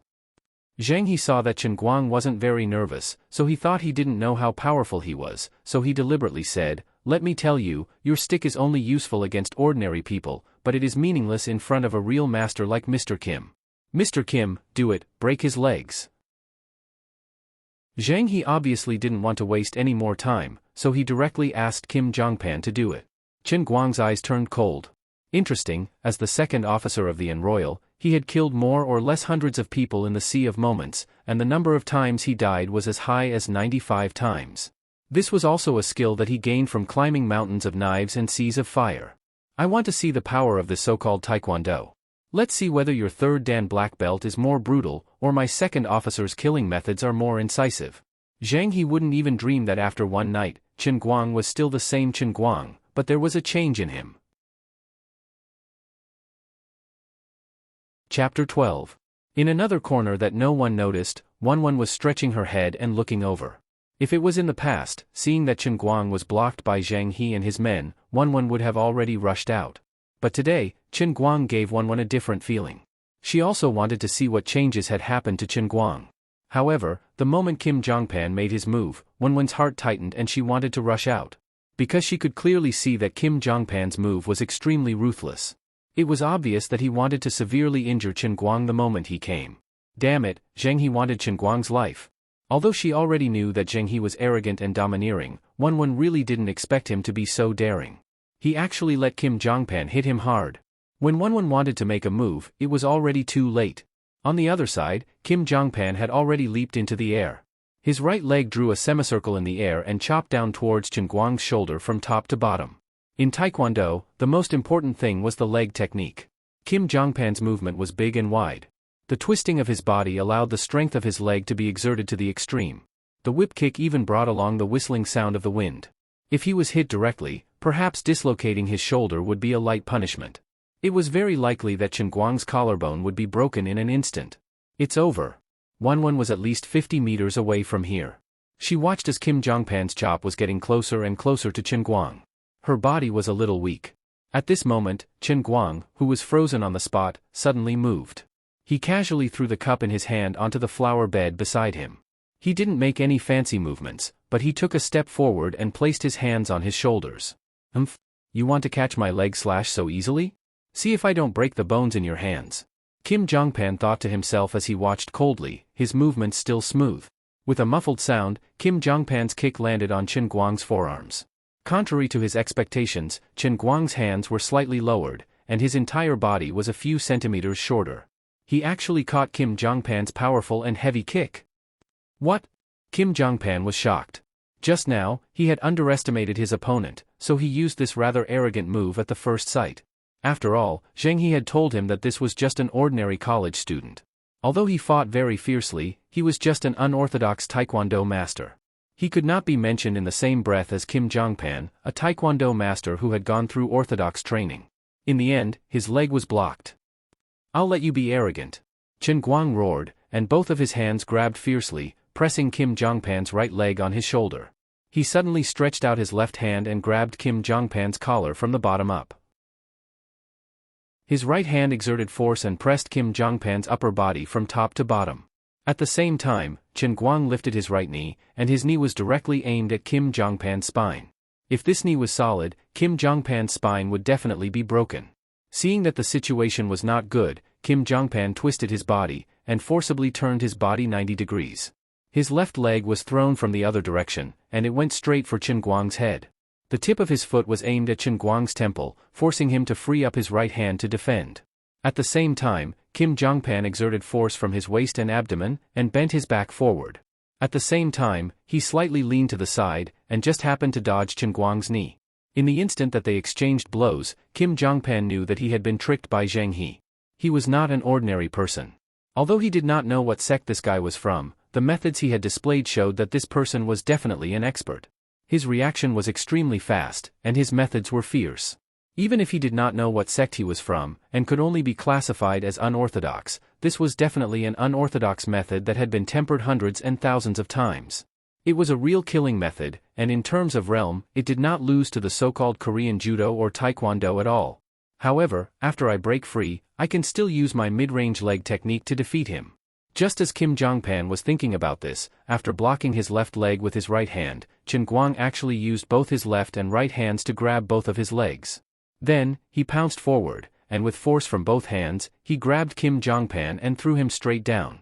Moreover, because Chen Guang was moving straight forward, as he swung Kim Jongpan's body like a hammer, Kim Jongpan's back slammed into Zheng He, who was watching from behind in a daze.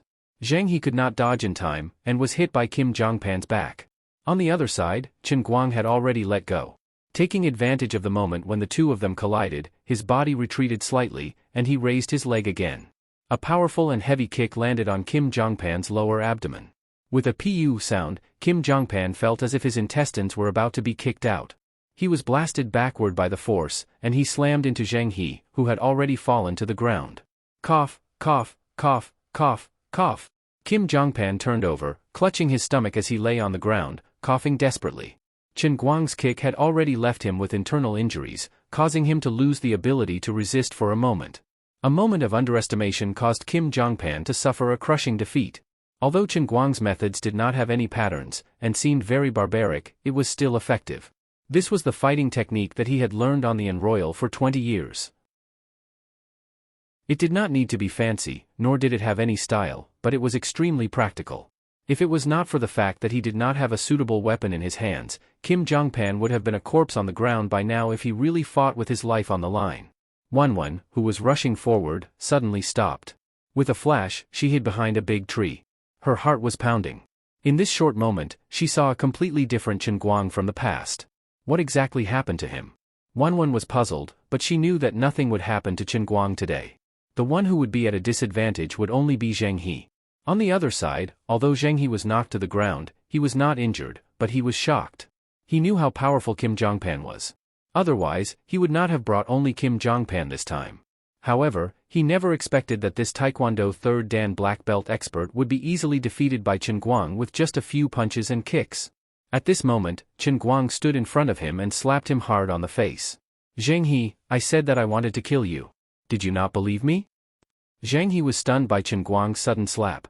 He sat on the ground, covered his face, and looked at Chen Guang. He, what about you? Do you think I am joking with you? You brought people to find trouble with me again and again. Didn't I just make you lose face in front of One? You want to break my hand? Break my leg? Is it great to be rich? Can money really make a dog's gut so strong? Have you ever thought that since you are so rich, if you really force me into a dead end, I will drag you down to hell with me? What would that feel like? Anyway, I am also a poor wretch, right? You don't even give me a way out. Then should I just die with you? That would be more straightforward and end all troubles once and for all? Chen Guang grabbed Zheng He's collar and lifted him up. He looked down at him and stared at him with a dangerous glint in his eyes. After fighting in the Sea of Moments for 20 years and killing hundreds of people with his own hands, he released his murderous aura without holding back. Chen Guang also knew that with Zheng He's family background, if he was determined to not let him off and continued to pester him, sooner or later, he would really be smashed to death by this guy with money. Money can make the devil push the millstone, it can also make people crazy. Maybe there would really be a day when Zheng He got involved in a murder case and he would need to pay the price to become a mature and steady rich second generation. However, Chen Guang didn't want his life to become a stepping stone for Zheng He's growth. He had to let Zheng He understand that even though he was poor, he was still a wolf. If you force me into a dead end, I will drag you along with me. At this moment, Chen Guang indeed had such a plan. As long as Zheng He showed such thoughts again, he would really think of a way to take Zheng He's life. After killing many people in the Sea of Moments, Chen Guang already had his own experience in killing people. It was unknown who was the lucky one. Under Chen Guang's naked threat, Zheng He was afraid. This time, he was really afraid. Chen Guang, calm down, calm down. I didn't mean it that way. Zheng He said with a trembling voice. Chen Guang continued to stare at him. Then what do you mean? You better make it clear at once. Either you give me a reason to kill you, or you give me a reason to spare your life. In my logic, there is no such thing as a compromise. Today you brought a Taekwondo expert to find trouble with me. Tomorrow, how would I know if you will directly find an assassin? After all, in your eyes, you can do whatever you want with money, right? Zheng He shook his head like a rattledrum. I didn't think that way, I really didn't. Fine, I will let you off today. I will warn you for the last time. If you are interested in One, then you can go chase her yourself. It has nothing to do with me. Of course, One wouldn't be interested in trash like you. As long as you don't come and bother me. Chen Guang threw Zheng He on the ground heavily. He turned around to pick up the heavenly holy grail and walked towards the dormitory. If it wasn't as a last resort, he wouldn't really kill Zheng He. Right now, he was just threatening him. After all, this was the real world and not the Sea of Time. The lives in the real world were much more valuable than the lives in the Sea of Time. Chen Guang also wouldn't easily turn himself into a wanted criminal. There was still such a heavy financial pressure at home. He still had to support himself with his father. One, who was hiding behind a big tree, heard the last words that Chen Guang said to Zheng He. Bitterness appeared on her face. Did he really think that way? It doesn't matter if others come to chase me? Although she didn't know why Chen Guang's body would have such a change, One knew that she couldn't take the initiative to ask him. Perhaps, one day when he was willing to take the initiative to tell her, he would naturally tell her. Why should she ask?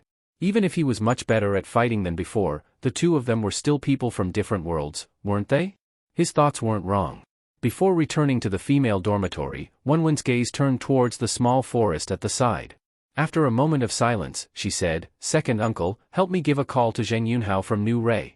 Tell his son to behave himself and not do anything too out of line. Otherwise, I won't be so easy to talk to. Little one, that Chen Guang has hidden himself very well. Should I? In the darkness, a deep voice of a middle-aged man sounded. One's eyes widened as if a reverse scale had been touched. He is my friend, just a friend. You don't need to test him. All right. The middle-aged man's voice sounded a little unwilling, but he didn't say anything else. Chapter 13. In the end, second uncle didn't listen to One's request. Although his duty here was to secretly protect Wenwen's safety, in the family, he was Wenwen's elder, not her follower or bodyguard. It was impossible for him to completely follow Wenwen's arrangements. Especially when he suddenly discovered that Chen Guang, who had been close to Wenwen for 3 whole years, seemed to have changed into a different person overnight. This kind of earth-shaking change, Wenwen could still hold it in. However, second uncle was an old man and had seen a lot of things, but he had never heard of such a thing. Chen Guang's change was too big, and it made him instantly alert. Therefore, second uncle felt that there was only one possibility, and that was that this Chen Guang wasn't an ordinary person from the beginning. It was just that he had been hiding very well in the past, pretending to be an ordinary person and slowly getting close to Wenwen. Today, he was forced into a desperate situation by Zheng He, so he had no choice but to show some of his true abilities. I don't care if you're a spy sent by any family or a traitor. It's my dereliction of duty to let you hide by Wenwen's side for a whole 3 years. However, let me personally make a move and test your skills. I'll definitely be able to find some clues from your inner force. Don't even think about hiding anymore. Looking at the middle-aged man in linen clothes in front of him with lean short hair, Chen Guang felt creepy. He also didn't know what was going on. Today, after the run, he didn't go to find Wenwen, but went straight back to the dormitory. In the end, he met this man on the way back. This strange middle-aged man opened his mouth and asked Chen Guang to go to the remote grove behind the dormitory to have a heart-to-heart talk. Faced with this kind of excessive, unreasonable request, Chen Guang at that time refused. I'm not familiar with you. You're already so old, and your arms and legs are old. What if I deal with you like how I dealt with Kim Jongpan and accidentally injure you?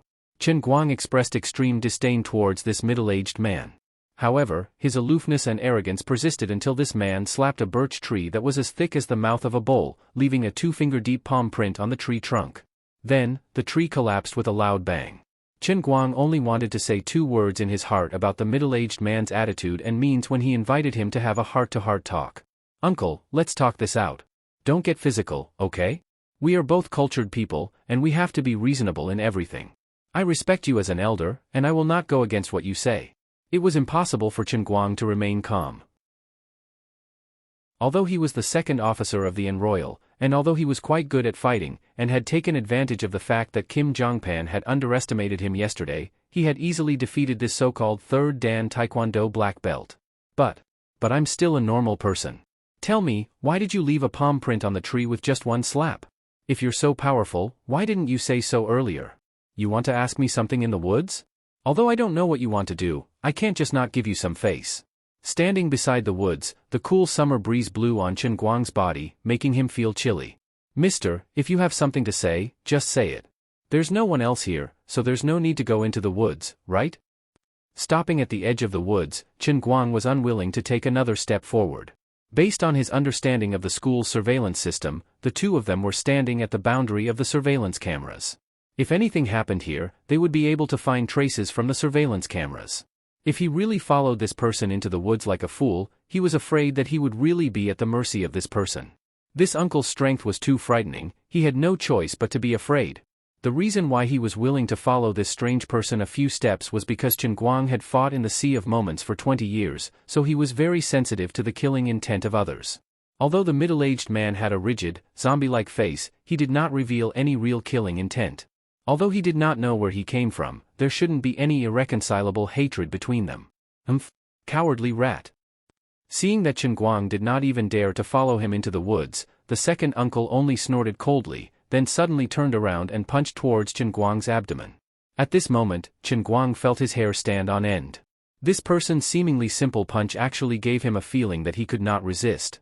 In the Sea of Moments, although Chen Guang had not gone through any systematic training, he had experienced tens of hundreds of battles and faced many life and death situations. But this was the first time he had felt this way because of someone else's punch. So savage. Before he could think about what was going on, Chen Guang raised his hands and blocked in front of the middle-aged man's fist. With a bang, Chen Guang was forced back several steps by the force of the punch, his back hitting a tree before he could barely stabilize himself. But his arms felt extremely numb, and he could not even lift them up. Just who was this person? So powerful. When he was hit, other than the man's own strength, there seemed to be a strange force circulating in his hands for a short period of time. If it wasn't for his quick reaction, he would have been injured by taking a few steps back and dispersing the man's strength. Strange, no inner strength? After the middle-aged man in front of him punched, he did not continue to chase after him. Instead, he had a strange expression on his face and looked at his own hands in confusion, as if he did not dare to believe something. How come you don't have inner strength? The middle-aged man suddenly took a few steps forward and asked. Chen Guang scratched his head in confusion. What inner strength? Are you talking about Qigong? I have never learned it. I have no idea what you are trying to say. It really doesn't seem like he is pretending. It seems like he really doesn't know? Second uncle muttered in a low voice. He had never doubted his own judgment of people. If Chen Guang was really a threat to Wanwan, he would have eliminated this hidden threat long ago. Today, he could not restrain himself from probing Chen Guang, but it was only because Chen Guang had changed too much last night. Humph. You're on your own. After confirming that Chen Guang had not practiced any internal martial arts, and that he was only good at fighting because he was strong enough, second uncle was no longer interested in probing him. At the same time, the phone in his pocket vibrated. It seemed that Wanwan had sensed his actions and called to vent her anger. The middle-aged man suddenly turned around and disappeared into the depths of the small forest. Only then did Chen Guang come to his senses. That's right. The method he used to numb my hands was most likely the inner strength he was talking about. Heavens, it doesn't matter if this person is crazy or not, that's the standard of inner strength. Senior. Don't go. Senior, please wait. Senior, do you think I am talented? Are you interested in taking me as your disciple or something? Senior. Senior, come back. Chen Guang ran into the forest, but the other party had already disappeared. Hey! I missed my chance. Chen Guang was so angry that he stomped his feet and went back in embarrassment. Chen Guang had forgotten that when he first met Wanwan, he was accidentally punched in the stomach by Wanwan and almost suffered internal bleeding. In fact, Wanwan also had inner strength. It was just that at that time, Chen Guang was still a standard ordinary person. In addition, Wanwan's inner strength was not as obvious as the middle-aged man's today, so he didn't notice it. However, when he chased after him, second uncle, who was hiding behind the tree, was completely convinced that this kid was really just an ordinary person. Humph, you still want to take me as your master? You're really stupid. Aren't you surrounded by the eldest daughter of the one family? If you want to learn, go learn from her. It's good enough that I don't beat you up, but you still want to learn inner strength from me? Dream on. Although I don't know why little one doesn't want to teach me, I don't have to be a good person, right? Second uncle one rubbed the knuckles of his right hand and grinned. Although this brat had never practiced inner strength before, how could his bones be so hard? I knocked them until they were bruised. Chapter 14. For the next 2 days, Chen Guang's life didn't seem to have changed much. The person was still the same person, the car was still the same car. When he was in a good mood, he would go to class. When he was in a bad mood, he would run a car and earn a few $100s. When he first came out of the realm of the transient sea, Chen Guang still felt that since he had become so awesome and had become the God Emperor, oh no, the Redeemer that Emperor of the Azure mentioned, then shouldn't there be some divine light descending from the heavens, an auspicious sign appearing, and a meteoric rise? This kind of thought was the most intense after he easily knocked Kim Jongpan to the ground with just a few punches and kicks. Of course, just as he was about to float away, second uncle one taught him a lesson. Yes, you are indeed a redeemer. After being tempered by the realm of the transient sea, you are no longer the same as before, but you still can't leave such a deep mark on the tree with just one slap. But what really made Chen Guang slowly wake up was not only this matter, but in these few days, he realized that he didn't become particularly cool. The matters at home were still there, the financial gap was still so big, he didn't have the ability to cure his mother's illness, and he also didn't have the ability to wave his hand and make a few million to pay off his debts. If he had to go to a sports car, he still had to run, if he had to go to class, he still had to go. In the end, he was still a seemingly ordinary university student. The unusual excitement in Chen Guang's heart gradually calmed down after a few days of settling down. Rice must be eaten bite by bite, the road must also be walked step by step, not thinking in his heart, I am awesome, I am against the heavens, I can really be invincible in the world with a blink of an eye. But he wasn't in a hurry. The female rogue also said that what awaited him next was the test of the 3,000 worlds. Just the first transient sea had already made such a big change in him. According to the naughty nature of the blue cat, there might really be another 2,999 tests waiting for him. As long as he completed the test of the heavenly holy grail step by step, sooner or later, he would be able to slowly become stronger. He just didn't know when he would be able to be like that middle-aged man and possess that so-called inner force. Chen Guang was not anxious at all. He was only looking forward to the next trial of the heavenly Holy Grail. Although the female gangster was not very reliable and spoke without rhyme or reason, the power of the heavenly Holy Grail could not be faked. In the blink of an eye, it was the weekend. While Bai Nyangzi, Xiong'er, and Xiao Linzi were happily playing Dota 2, Chen Guang drove out early. Children from poor families should take charge of the household early. The time to pay the medical fees to the Puss Corporation was getting closer and closer. Yesterday, Chen Guang and his dad checked the accounts together. There was still a gap of about 1,000 yuan in cash. Chen Guang planned to take advantage of the weekend to run more trips. By next Tuesday, he should be able to collect the 1,000 yuan. He was a little tired. After calculating, he would have to run for at least 20 hours in these 2 days. But with his current physical condition, he should be able to withstand this kind of continuous driving. If he were to say tired, how could he not be tired? But if he were to say bitter, Chen Guang did not feel bitter at all.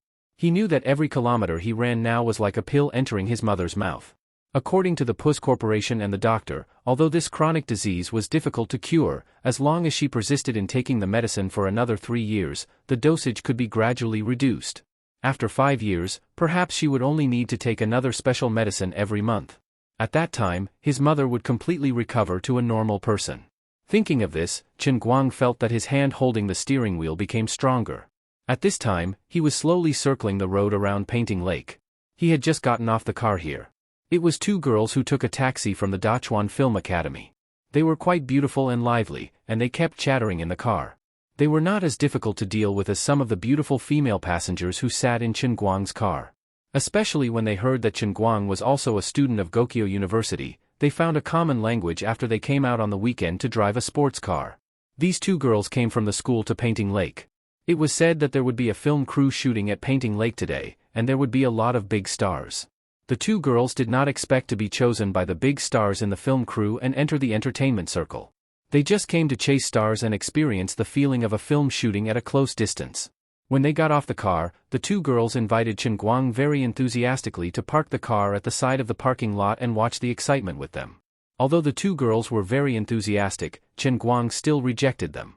Beautiful girls were good, and stars were wonderful, but earning money was more important. Before the incident at home, Chen Guang might have had some extra thoughts about these 2 girls from the film academy. But now, he really did not have those thoughts. He no longer had the capital to be naive.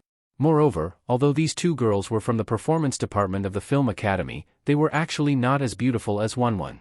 Chen Guang felt that although he was a loser, his standards had been forcibly raised by Wanwan. Thinking about it carefully, he did not know whether it was lucky or unlucky to have such a close friend. Painting Lake was especially lively today. Many people were leaning on the stone lion railings by the lake and looking into the lake with binoculars. There were also many young and old people who were commenting on the lake. Even the Tonghulu seller was especially enthusiastic. It was obviously the work of the film crew. Thinking of the 2 stars' names, Chen Guang was actually a little tempted. But in the end, he decided to turn around and drive somewhere else. He would not be able to get any more orders at Painting Lake for a while. How could the people here bear to leave when they heard that Jin Shiyue and Jiang Yage were shooting at the lake? That was Jin Shiyue and Jiang Yage. In the whole country, celebrities were like carps crossing the river, but there was only a small group of people who could really remember their names, remember their looks, and even be familiar with them.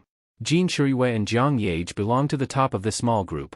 Although these 2 people were not even 20 years old, they had already debuted 10 years ago. At that time, the 2 of them were still child stars. They played 2 little maids in the popular TV series, Princess in Arms, 10 years ago. From then on, the 2 of them had an unstoppable path to stardom. They appeared in TV series and movies one after another. It was unknown whether it was God's blessing, but the 2 of them were simply lucky. The TV series and movies they appeared in were very popular, making the 2 of them even more dazzling. But this was still not the main reason why the 2 of them became national idols. After all, the impression they left on the world was still at the level of 2 young girls who were very good at acting. In this world, they were not the only ones who could act. It was not until 2 years ago that the 2 of them released a music album as an idol group for the first time. Only then did the world realize that the 2 young girls who were thought to only be able to act could actually sing so well. What was even more commendable was that they wrote and composed nearly half of the songs in their albums. At the end of the year, the duo, Left and Right Hand, swept the annual Golden Melody chart in one fell swoop, winning 3 awards: Best Album, Best Artist Group, and Best Single. Everyone suddenly realized that not only could they sing and write songs, but they really had the ability of a music industry superstar. The result of the blossoming of film, television, and singing pushed the two young girls who were only 18 years old at that time to the peak. The world finally understood that the two young girls who were very good at acting were not simply good at singing. The fact that they swept the Golden Melody Awards was a direct reflection of their ability and excellent market response. For a moment, there was a burst of exclamation in the music industry. The film and television industry was even more surprised. These two young girls actually had this kind of talent behind the scenes. They were good at acting, at the level of a movie queen. They were good at singing, at the level of a heavenly queen. They were good at composing, at the level of a master. When so many factors appeared in the same two people, the brewing chemical reaction was beyond imagination. Since then, no one could stop the left and right hand from sweeping the country. In addition, Jean Shirue had a gentle temperament. Every move she made exuded the aura of a lady from a respectable family. Jiang Yage was cheerful and lively. Just by standing there, she made people feel that she was full of energy. The two of them had their own characteristics. Ever since their debut, there had never been any negative rumors about them. This made the left and right hand duo become an idol and strength duo that was suitable for all ages. Although Chen Guang was not a fan of celebrities, he had long heard of these two names. When he drove, he would occasionally play the duo's songs. They were indeed very pleasant to listen to. However, celebrities were like the clouds in the sky. No matter how beautiful they looked, they couldn't be seen or touched. So it was better for him to earn some money to support his family. Just as Chen Guang sighed, a violent explosion came from the lake, as if something had exploded. Immediately, the crowd surrounding the stone lion fence suddenly let out a burst of screams. The screams came abruptly, but they came one after another. Some timid girls even screamed at the top of their lungs while their bodies went limp and they lay on the ground crying. Chen Guang's heart trembled. Something had happened.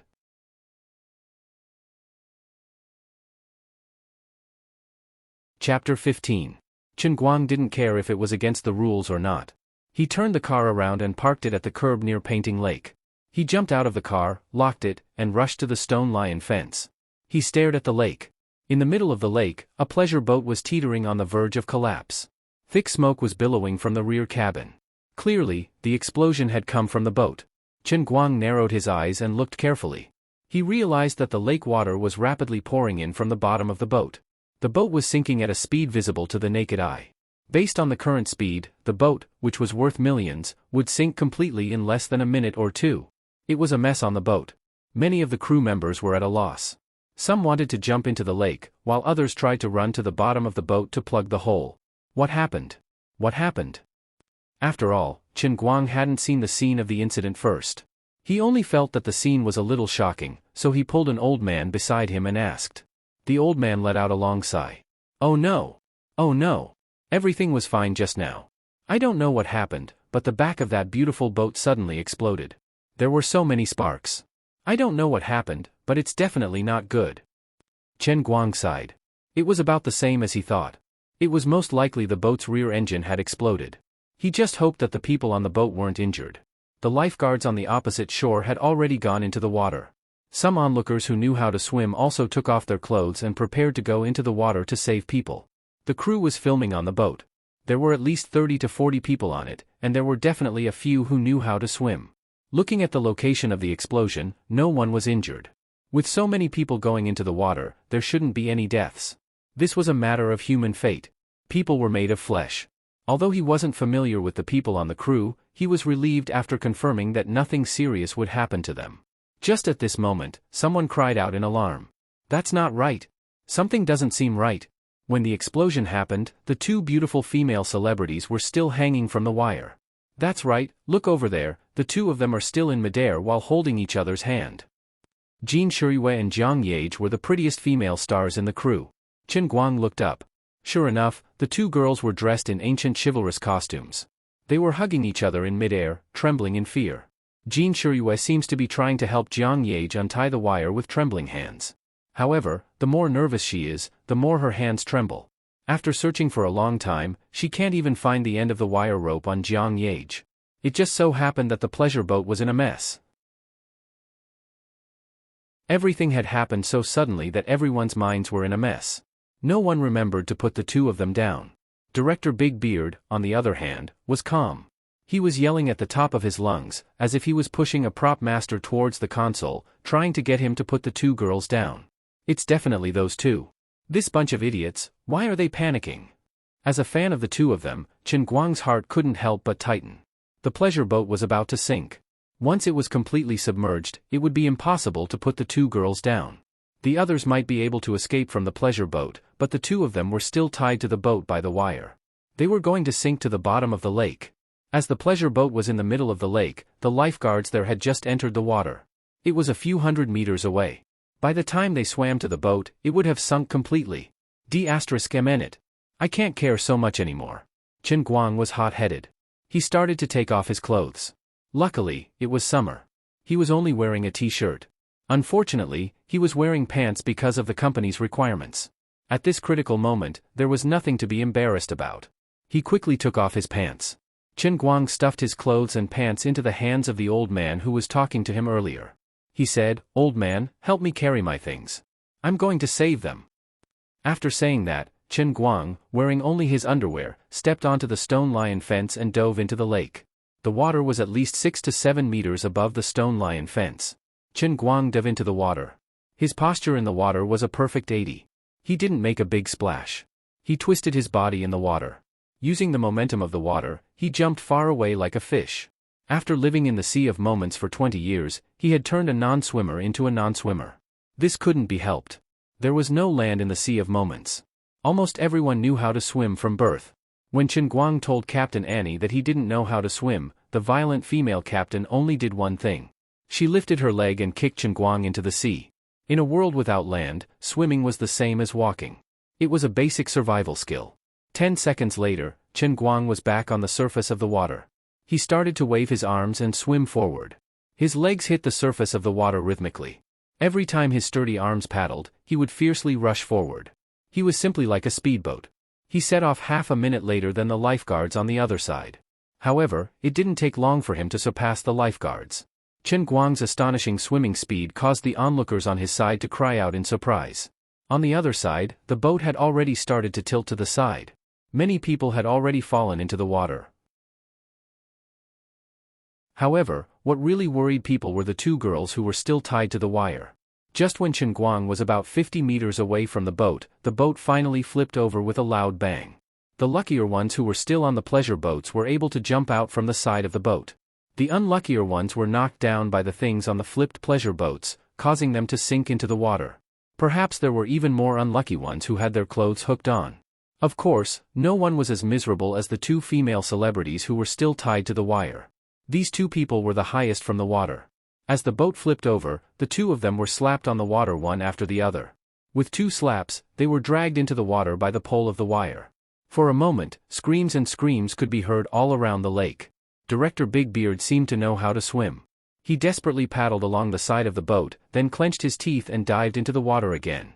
The people in the crew who knew how to swim did the same, but they weren't professional frogmen.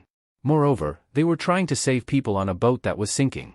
It was more likely that they would be accidentally crushed by the boat and lose themselves. In the end, their efforts would only be in vain. If that was the case, everyone else could still be saved. However, Jin Shiyue and Jiang Yage were in a dangerous situation. Chen Guang felt a strong wave coming towards him and knew that the boat had finally sunk. He clenched his teeth and increased the speed at which he swung his arms. He adjusted the rhythm of his breathing. He was really in his best swimming state. Who is that? He's so fast. At that moment, the people on the other side finally noticed Chen Guang, who was quickly approaching. The people with binoculars could even clearly see the anxious expression on Chen Guang's face from time to time as he paddled quickly. At that time, the nearest lifeguard was at least 100 meters away. For a moment, many people put their hopes on Chen Guang. No one knew who started it, but cheers gradually came from the shore. Without anyone directing them, the cheers slowly became uniform. This wasn't the Olympics, but they weren't fighting for time, but human lives. The two people were now completely submerged. Although the water quality of Painting Lake was good, the visibility was less than 3 meters. Just the pole of the wire was more than 3 meters high. Chen Guang knew that although there were many people in the water, he was the only one who could save Jin Shiyue and Jiang Yage in the water. There was no other reason. Since he was in this situation, he had to save the lives of these two people no matter what. Finally, he got close to the boat. At that moment, the boat was completely turned upside down. Even the bottom of the boat was already more than a meter underwater. Chen Guang calculated the time. Since Jin Shiyue and Jiang Yage had sunk into the water, it had been about 20 seconds. Every second was a matter of life and death. With a fierce plunge, Chen Guang dove into the water. "You guys have to hold on a little longer."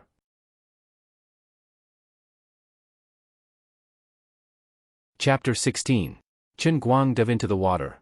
Even though it was summer, the water was still very cold. Chen Guang exerted strength in his legs and dove down a large distance. At this time, the pleasure boat was still in the process of sinking. About 10 seconds later, Chen Guang rushed to the side of the boat. There was a crew member struggling to get out from the side of the boat with great difficulty. He was flailing about in the water. When he touched Chen Guang's body, he panicked and tried to pull Chen Guang with all his might. Fortunately, Chen Guang was a good swimmer and had great strength. He restrained the man in one move and pushed him up. This probably helped him find the right direction. The rest would probably have to rely on him to swim to the surface. Chen Guang struggled to open his eyes in the water. He narrowed his eyes and looked around. He took in the current situation and made a decision in his heart. Underwater, even though it was afternoon, visibility was very low.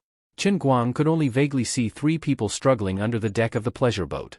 These people might have been pushed down by the boat, or their clothes or pants might have been caught by the structure of the boat, or they might have been injured in the process of the boat toppling and couldn't break free. There were 2 other people further down. They must be Jin Shiyue and Jiang Yage. Before they sank into the water, the 2 of them were tightly hugging each other. However, it seemed that the shock when they hit the surface of the water was too strong, and the 2 of them were separated. Looking at them vaguely, the 2 of them didn't seem to have lost consciousness and were still struggling with great effort. Chen Guang didn't choose to save the 2 of them first. Even though they were national idols, in Chen Guang's eyes, the lives of ordinary people and the lives of so-called celebrities were not important. He decided to save the other 3 crew members first. The reason was very simple. The 2 celebrities were still tied to the wire. It wouldn't be easy to save them. They were all human lives. It would be easy to save them first. If he could save one more person, it would be one more person. As for who would survive and who would die in the end, Chen Guang couldn't care less. After all, he wasn't familiar with any of the 5 people trapped in the water. He wasn't a saint. If it was one, his roommates, or even his classmates, Chen Guang would definitely save those who were closer to him first. It didn't take much effort to save the first 3 people. It only took about 30 seconds. He pulled them out. Just like the previous person, he just pushed them to the surface. At this time, the lifeguard should be almost there. When Chen Guang pushed them out, he helped them adjust their sense of direction. They basically just had to follow the direction Chen Guang gave them. People who had drowned before would understand that people who didn't know how to swim would quickly fall into a state of panic when they sank into the water. They would easily lose their sense of direction. In addition, people would always have a strong desire to breathe. However, when they sank into the water, their minds would be blank. There was only a strong desire to survive burning. However, it was this desire to survive that made things worse. The more they wanted to live, the more they struggled. They desperately wanted to breathe. They desperately opened their mouths to breathe, but they could only let the water flow through their nostrils and mouth into their stomachs. If there was no one to stop them, it was possible that they would struggle deeper and deeper into the water. Chen Guang helped these people stabilize their bodies. He found the direction to go up and gave them a push to float. With the help of many professional lifeguards, they should be almost out of danger. Next, it was time to save the 2 celebrities who were in the most dangerous situation. At this time, the pleasure boat had sunk to a depth of about 10 meters. It was pitch black, and they couldn't even see their fingers. Fortunately, Chen Guang remembered the position of Jin Shiyue and Jiang Yage, who were tied to the wire. He moved along the other side of the deck. At this time, Chen Guang had been holding his breath for almost a minute. The 2 people had been holding their breath for 1 minute and 20 seconds. Their lives were in danger. In the darkness, when Chen Guang approached the 2 of them, he was blessed by the heavens that the 2 of them were together again. One of them seemed to have completely lost consciousness. The other person could barely move. In the dark, Chen Guang couldn't see who it was. However, the person who could move was hugging the other person. Her hands were weakly moving around behind her, as if she wanted to help the other person untie the wire. Chen Guang's sudden approach made the person who was still conscious ecstatic. She didn't know what she was thinking, but she suddenly pushed the woman in her arms into Chen Guang's arms. This woman. She actually wants me to save the other person and doesn't care about herself anymore. Oh my god. Chen Guang had seen his fair share of good and bad people, but he never imagined that there would be such a person in the world. In the face of a life and death crisis, there was actually someone who was willing to sacrifice herself and give the hope of survival to the other person. She didn't seem to think at all, nor did she have the slightest hesitation. She did it without hesitation. Before this, Jin Shirue and Jiang Yage were just two female celebrities who could sing well in his eyes. But this time, it stabbed into the soft spot in his heart. He had long heard that the two of them grew up together. Although they weren't biological sisters, their relationship was deeper than family. Now, it seemed that even real family members might not be able to do this. However, since he had swum all the way here, and both of them were beside him, Chen Guang naturally couldn't only save one person. Imitating the previous woman's movements, Chen Guang felt around the unconscious person's body. He was not a professional, and he didn't know how the wire rope was fixed on a person's body. He thought that there must be some special switch, and it wouldn't be a simple rope knot. Time was tight, and he didn't have any thoughts of not touching a man and a woman, nor did he have any evil thoughts. He searched the woman's body through the thin ancient dress, along the fixed band of the wire. He didn't even miss the crotch. After all, it was dark in the water. Sometimes, even Chen Guang didn't know where he was touching. Finally, he found a secret button on the woman's lower abdomen. It seemed to be a bit tight. He had never operated this thing before, so he had to use brute force to pull it open. After freeing this person, Chen Guang held her with one hand and paddled to the woman who had floated 2 or 3 meters away with the other hand. At this time, another 10 seconds had passed, and the woman had not completely fainted. Her hands were still unconsciously touching her lower abdomen. However, her movements had become extremely slow, and even after touching for a long time, she still couldn't find the place. As Chen Guang approached, she seemed to suddenly wake up a little, and her body wrapped around Chen Guang like an octopus. Unfortunately, before she had time to hug him tightly, her body stiffened again. Her neck suddenly rose, and her neck turned backward. This time, she completely fainted. This posture made it convenient for Chen Guang. He first used his feet to clamp the other woman, and then stretched out his hands to touch the woman's waist and abdomen. He repeated the same trick and freed her from the wire. Immediately, Chen Guang pulled one woman with each hand and stepped on the wire support column. He suddenly kicked his legs, jumped out from the side of the boat, and began to rush to the water. At this time, Chen Guang had been in the water for more than a minute and a half, and the two women had been drowning for nearly 2 minutes. Whether they could survive or not really depended on God's will.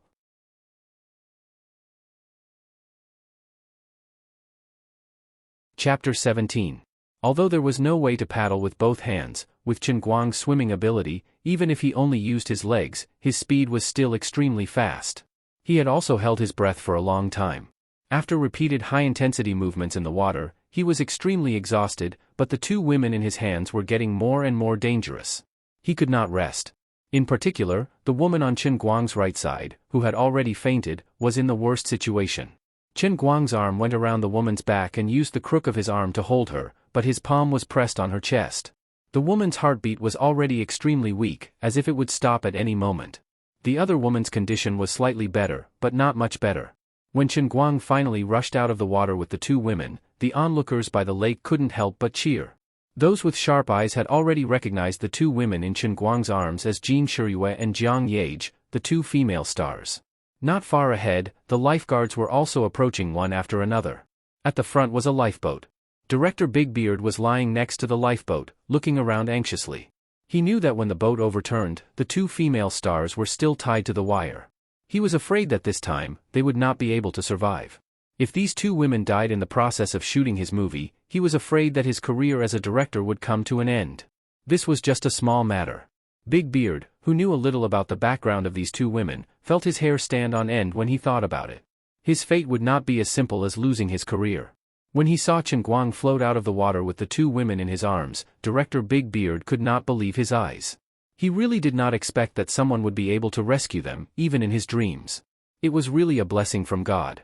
However, the person who was the most surprised was not Big Beard, but the onlookers near the place where Chen Guang had entered the water. These people had seen this white stripe enter the water. He was further away from the place where the boat sank, and he entered the water later. The lifeguards who had entered the water earlier had just caught the other people who had floated up from the water, but this man actually rescued the two people who were still tied to the wire. This guy was not a human at all, but a murloc, right? Oh my God! Hurry! Hurry! Bring them up! Big Beard shouted at the top of his lungs. He almost wanted to grab the steering wheel of the lifeboat. Chen Guang was also a little exhausted at this time. Seeing the lifeboats approaching quickly, he first turned his head and looked around. He first made sure that the 4 people he had sent up previously had lifeguards beside them, then he felt at ease. Immediately, he continued to kick and grab the 2 people and leaned towards the lifeboat. It had to be said that not everyone could be like Chen Guang, who could hold a bowl of water calmly in his heart. There was actually a lifeguard who tried to throw away the people in his hands and ran to help Chen Guang. When Chen Guang saw this, he was instantly furious. He kicked the water and shouted angrily, "What are you doing? Look at the people in your hands. Whose F***king life is not a life?" Although his hands were pressed on the 2 stars' full breasts from beginning to end, it was not that he was reluctant to give up the tofu in his hands. With his swimming ability, he could have easily sent the 2 of them to the lifeboat by himself. The others had struggled to get up, but you left them behind and ran to me to do something meaningless. Do you still have the qualifications to be a lifeguard? Unless I can't hold on anymore, then that's more like it. The lifeguard was scolded by Chen Guang. He also knew that his actions were a bit excessive, so he quickly turned back and did his job. When he turned back to look in the direction of Chen Guang, his pupils shrank. So fast. You're so fast to catch 2 people. Who the hell are you? Are you an Olympic champion? In the blink of an eye, Chen Guang had actually rushed forward 5 or 6 meters and was already close to the lifeboat. Director Big Beard was about to reach out to pick them up, but Chen Guang's legs fiercely stepped on the water and his whole body jumped up half a meter. He threw the woman, who was in a better condition, onto the boat. This was an air cushion lifeboat, so there was no need to worry about people falling. Chen Guang himself and the other woman sank a little, but his left hand fiercely grabbed the side of the lifeboat and shouted, "You all go to the other side, I'm going to get on the boat." Big Beard and the other 2 people on the lifeboat knew that Chen Guang was going to exert force, so they quickly moved to the side. At this moment, Chen Guang exerted force with his left hand and jumped with himself and the woman in his right hand. He jumped onto the lifeboat like a carp leaping over the dragon gate. The lifeboat, which was originally not big, suddenly became a little crowded with 3 more people. Chen Guang sat next to the 2 women. Director Big Beard and the other 2 people didn't even have a place to stand. "Get out of the way! Get out of the way! These 2 people are going to die. Keep the air flowing. Are you the director? You look like a director. Is there anyone else in the water? Hurry up and see if everyone is here. Hurry up. We don't have much time." Chen Guang was completely in the zone. His mind was only thinking about saving these people, so his attitude was very bad. "I don't care who you are, I don't care what kind of director you are. I'm the 2nd officer of the Royal. I've lived in a world without land for 20 years. I'm a professional. I want to save people." If it was a normal drowning accident, the lifeboats would be able to deal with it. Chen Guang was afraid that there were still people in the pleasure boat. In such an emergency situation, he couldn't count on anyone else. Chen Guang could only do it himself. Even though he knew that it was probably too late to go into the water, he still wanted to see the people, dead or alive. He was anxious. Being yelled at by a young man like Chen Guang, Director Big Beard's expression was sluggish. He was about to get angry, but when he saw the anxious expression on Chen Guang's face, he knew that Chen Guang was being kind and wanted to save people. He quickly came back to his senses, turned his head to look around the water, and shouted at the director of the 2nd lifeboat, "Old Ma. Has everyone been saved? Is everyone here?" Old Ma shouted with a hoarse voice, "Everyone is here, everyone is here. Only Jin Shuriyue and Jiang Yage are left. Everyone is here, everyone is here." Director Big Beard's heart was slightly relieved, but when he turned his head to look at Jin Shuriyue and Jiang Yage who were unconscious, his heart tightened again. The 2 of them have been in the water for the longest time, so they are in the most danger. "Get to the shore. The doctors of the crew are on the shore." After saying that, Director Big Beard wanted to get closer, but Chen Guang pushed him away and grabbed the girl's chest with his left hand. He said anxiously, "It's good that everyone is here. Go away. Her heart has stopped. Don't block me from saving people. Get out of my way." Chen Guang was talking about the girl who had fainted first. At this time, her condition was extremely bad. Once her heart stopped, it meant that she was about to die. At this time, Chen Guang recognized that she was Jin Shuriyue, the sweet-tempered girl in the lefty and righty duo. When he heard Chen Guang say that Jin Shuriyue's heart had stopped, Big Beard felt weak all over and almost fainted. No matter how fast the lifeboat was, it would take at least dozens of seconds to reach the shore. It was too late. It was over. Regardless of whether Big Beard was about to collapse or not, Chen Guang had already lifted Jin Shiyue and turned her body over. He half knelt and pressed his knees against Jin Shiyue's abdomen. His hands pressed hard on her back, and a stream of water was forced out of her mouth. At the same time, Chen Guang's right hand touched her back and found the hidden button of her bra. He didn't have time to take off her clothes, so he used his hands to break the button. Immediately, Chen Guang laid Jin Shiyue down, leaned down, and put his mouth in front of Jin Shiyue. Both of his hands were pressed on her body. Left hand on her chest, right hand on her abdomen. His right hand first exerted force, then his left hand pushed up diagonally, and another stream of water came out of her mouth. With these two seemingly simple movements, Chen Guang had already squeezed 70 to 80% of the water out of the woman's abdomen. Chen Guang's movements were unbelievably skillful. Director Big Beard saw that there was a chance, so he could only pin all his hopes on Chen Guang, who looked like a professional at first glance. Although in his heart, he secretly felt that when this guy was saving people, he took advantage of them as if they didn't cost him anything. His actions of touching a dignified celebrity was really a bit. But Chen Guang's eyes were extremely clear, without any unnecessary feelings. Big Beard didn't want to interrupt. As long as these two could survive, even if they wanted to pursue the matter of being taken advantage of, he had to help this guy take the trouble and explain it to the two celebrities. On the other side, Chen Guang had already pressed both of his hands on Jin Shiyue's chest, exerting force. From time to time, he would lean down and pinch her nose to do artificial respiration. Finally, with a violent cough, Jin Shiyue moved. That was how drowning was. As long as one recovered in the first moment, it was basically no big deal. It was a long story, but in fact, it was only a matter of 10 seconds. To be able to turn misfortune into blessing, it was all thanks to Chen Guang's fast actions and professional rescue methods.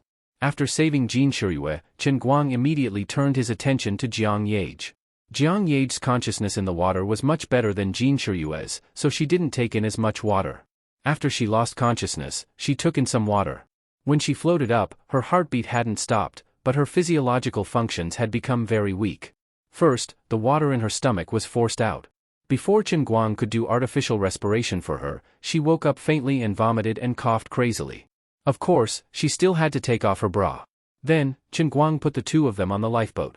He sat cross-legged in the middle, pressed his hands on their lower abdomens, and quickly pushed them up. With 2 pushes, the water in their stomachs was pushed out. This time, he could finally breathe a sigh of relief. They were both alive. What he didn't know was that Director Big Beard and the lifeguards, who were hiding at both ends of the lifeboat, were extremely jealous. It turned out that when Chen Guang pushed the water twice, his palms naturally couldn't escape from the two girls' chests. Because their bras were removed, and they were wearing loose ancient dresses, one could even clearly see that their breasts were deformed from time to time as Chen Guang's palms brushed past them. This guy, he's really 2 at the same time. However, it was all thanks to this savior. God bless, at least no one died. This kind of luck should be enjoyed by him. The bearded director thought so in his heart.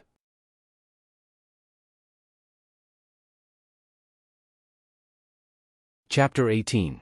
When the two girls' breathing became more and more intense, and even Jiang Yage began to use her own strength to prop herself up, Chen Guang retracted his hands. He raised his head and looked around. After making sure that everyone was safe, Chen Guang's tense nerves immediately relaxed. Well, it's good that no one died. Cough, cough, cough, cough. At this time, Jiang Yage and Jin Shiyue both sat up straight and were coughing desperately. Turning his head over, Chen Guang saw the two's bountiful chests trembling as they coughed. Because their clothes were wet, the two's clothes were firmly stuck to their bodies. Their shapes were prominent, and their breasts were undulating. Chen Guang swallowed his saliva, and his heart was like a monkey. Jin Shiyue's was slightly bigger than Jiang Yage's, but Jiang Yage's was not small either. The most commendable thing was that the two girls' breasts were tall and straight, and their elasticity was excellent. This must be the result of their frequent dance practice, right? Chen Guang's whole body quivered. Damn it, I am a glorious hero who saved the damsel in distress. How can I have such dirty thoughts in my head? However, thinking about it carefully, that feeling was really great, bah. Chen Guang hurriedly shook his head, trying to calm himself down. Damn it. Something is wrong. My crotch is so cool. Chen Guang looked down and suddenly realized that the old man had taken off his clothes when he went into the water. Now, he was only wearing an unsightly underwear. Not good. The old man's power was about to go out of control. The tent was about to be set up. The underwear was not very useful. If he lost control of his power, he was afraid that he would be embarrassed. Chen Guang was extremely embarrassed. He hurriedly pretended to be an old monk in meditation, and sat down cross-legged as if he was recuperating. It was a pity that the two noble girls had just barely survived from drowning, and they didn't even have anyone to help them up. Without Chen Guang's permission, Director Big Beard and the other two lifeguards did not dare to get close. Chen Guang's mind started to become restless because of the rare moment of relaxation. No one would have thought that Chen Guang, who was as dazzling as the sun just a moment ago, had turned into an awkward little brother because he couldn't control the messy thoughts in his mind. It couldn't be helped. The two young and beautiful stars were on his left and right, and because of their coughing and trembling, they bumped into Chen Guang from time to time. However, he was basically naked now. Wherever he was touched, it was a real skin-to-skin contact. It must be said that in the momentary sea, it wasn't that he hadn't touched women before, but the situation now was different. There were so many people surrounding the shore. The old man's heroic image definitely couldn't be destroyed in a day. The old man definitely couldn't be discovered with a tent in his crotch. There might even be people taking pictures of him on the shore. If it was uploaded to the internet, he would be screwed. I say, Director Big Beard, you guys should come over and help. What are the three of you staring at him for? This is clearly your job, okay? The lifeboat was getting closer and closer to the shore. There were already many people who couldn't control themselves and moved closer to the shore. It even caused trouble for the other people who were being rescued or those who had swum to the shore. The management committee of Painting Lake had already taken action urgently. The nearby police station and police station all dispatched their personnel. They had already arrived one after another and were helping to control the scene to prevent the crowd from swarming over and causing trouble for the rescue work. The crowd was gradually forced back, trying to make space for the people who were rescued from the water. However, they were still very close to the shore. The people who were the most worried were Jin Shiyue and Jiang Yage. On one hand, it was because the two of them were more famous. More importantly, when the boat sank, the two of them were in the most dangerous situation. Seeing the lifeboat with the two women gradually approaching, the crowd became excited again. However, at least they were able to control their emotions and didn't crazily push forward. However, many people who reacted quickly had already taken out their phones and started taking pictures of the lifeboat. That wasn't all. After all, although the two women were wearing ancient dresses, they weren't translucent. Director Big Beard and the other two people were busy docking the lifeboat and didn't care so much. If they wanted to take pictures, then let them. It wasn't a big deal. Only Chen Guang, who was only wearing a pair of briefs, took a closer look. Oh my god. As far as the eye could see, there were countless phones and countless cameras. If these people took a clear picture of my face and uploaded it to the internet, how could I face others? Could they put down their phones and talk properly? Of course not. Hey, hey, hey! That Big Beard, yes, it's you, Big Beard. Chen Guang suddenly had an idea. He opened his mouth and shouted at Director Big Beard. Perhaps Chen Guang's swift and decisive rescue had left a deep impression on this director. This big shot in the film and television industry didn't realize that the person who was talking to him was actually a young man. When he heard his anxious tone, he thought there was something wrong, so he quickly turned around and asked, "Sir, what's the matter? Can you give me your pants?" That's right. Chen Guang was thinking about this famous director's pants. Although it looked very loose, it could at least cover his embarrassment. What? Big Beard was stunned. He thought that this was the follow-up action of Chen Guang's rescue. It might be that Jin Shiyue and Jiang Yage were injured and needed to be bandaged, so he immediately prepared to take off his belt. Huh? Something's wrong? Even if you want a bandage, you should ask for my white shirt, not my pants. He was also a shrewd person, so when he calmed down and saw Chen Guang in his briefs, he instantly understood what was going on. His forehead was covered in sweat and he nearly fell for Chen Guang's trick. At the end of the day, I'm already an old man, and you're a little too much. Halfway through taking off his belt, Big Beard fastened it again. He only shook his head like a little wife who was wronged. Chen Guang's face darkened. He knew that his plot didn't succeed, big brother. I saved so many people's lives. You can't trick me. At least give me your shirt and let me cover myself. However, Big Beard was already wary of him. No matter what he said, it didn't work. What's worse was that this famous director, who had a serious occupational disease, actually took the opportunity to size up Chen Guang's body. Hey, you have to say, this young man doesn't have any fat on his body. His body is quite perfect. Coupled with this face, although not very handsome, it's quite pleasing to look at. He is a good candidate to act in martial arts. As Big Beard's imagination ran wild, the lifeboat was getting closer and closer to the shore. Chen Guang saw that the situation was not good. He covered his face and cursed, "Ungrateful. The world is cold. I'm leaving first." After cursing, he jumped out of the lifeboat and dived into the water. He dived into the water and dived to the shore. At least he, the underwear man, had to get out of the public sight. It wasn't that he wanted to learn from Lei Feng and not leave his name behind. He really didn't have such a high level of awareness. It was just that he was only wearing a pair of briefs, so there was no way he could be photographed. Fortunately, he was good at diving. In order to escape the fate of being the underwear man, he dived for dozens of meters before he quietly came to the shore from the other side. Although the crowd was a little surprised that he, the hero, had suddenly jumped into the water. Everyone's attention was on the two female celebrities, so they didn't pay much attention to it. Chen Guang popped his head out of the water and saw the two women walking to the shore with the help of their respective agents and assistants. There were ambulances on the side of the road, ready and waiting. The others also settled down on the shore one after another. After making sure that he was safe, he was completely relieved. He carefully climbed to the shore and planned to sneak away. He didn't expect to be discovered by the crowd that couldn't squeeze through. No matter what, he was a hero, so people came up to him one after another. "Young man, you're good. You're a good Samaritan. Good job." A mature middle-aged man came up and patted Chen Guang's shoulder, expressing his admiration. "Big brother is so amazing. Thank you, big brother, for saving these two big sisters. I like listening to their songs the most." This was a cute little girl who was holding her hands together and looking up at him with admiration. "Good job, young man. Our Wujing city is proud of you." This seemed to be some kind of leader. After settling down, he immediately turned around to encourage the Good Samaritan. He was really a parent and knew what he was doing. With these people's very enthusiastic behavior, more and more people gathered around Chen Guang. In the face of this situation, Chen Guang only wanted to say one sentence: "You guys should at least let me put on my pants." When he noticed that some people had started to take out their mobile phones, his face turned pale. It was really a blessing from God. Another old man wearing a straw hat came up to him and was about to praise him. "Young man, sir, I'm sorry. Let me borrow your straw hat." Chen Guang screamed. He couldn't care so much. He grabbed the straw hat from the old man's head and put it on his head. He lowered the brim of the hat, shrunk his neck, and rushed out of the crowd. "My God.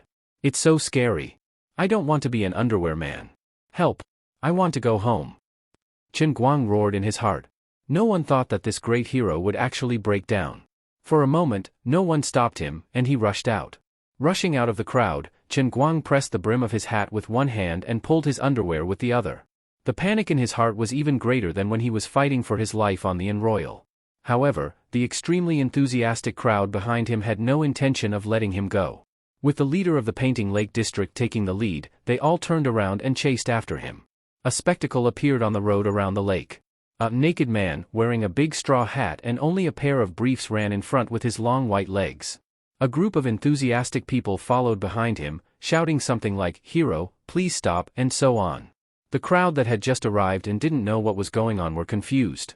Could it be that they weren't supposed to say that they were going to catch that indecent naked lunatic? Feeling the warm summer wind blowing on his butt through the gap in his underwear, at this moment, Chen Guang only thought of one sentence. As expected of the second mate of the instantaneous sea. "I have no regrets in my life.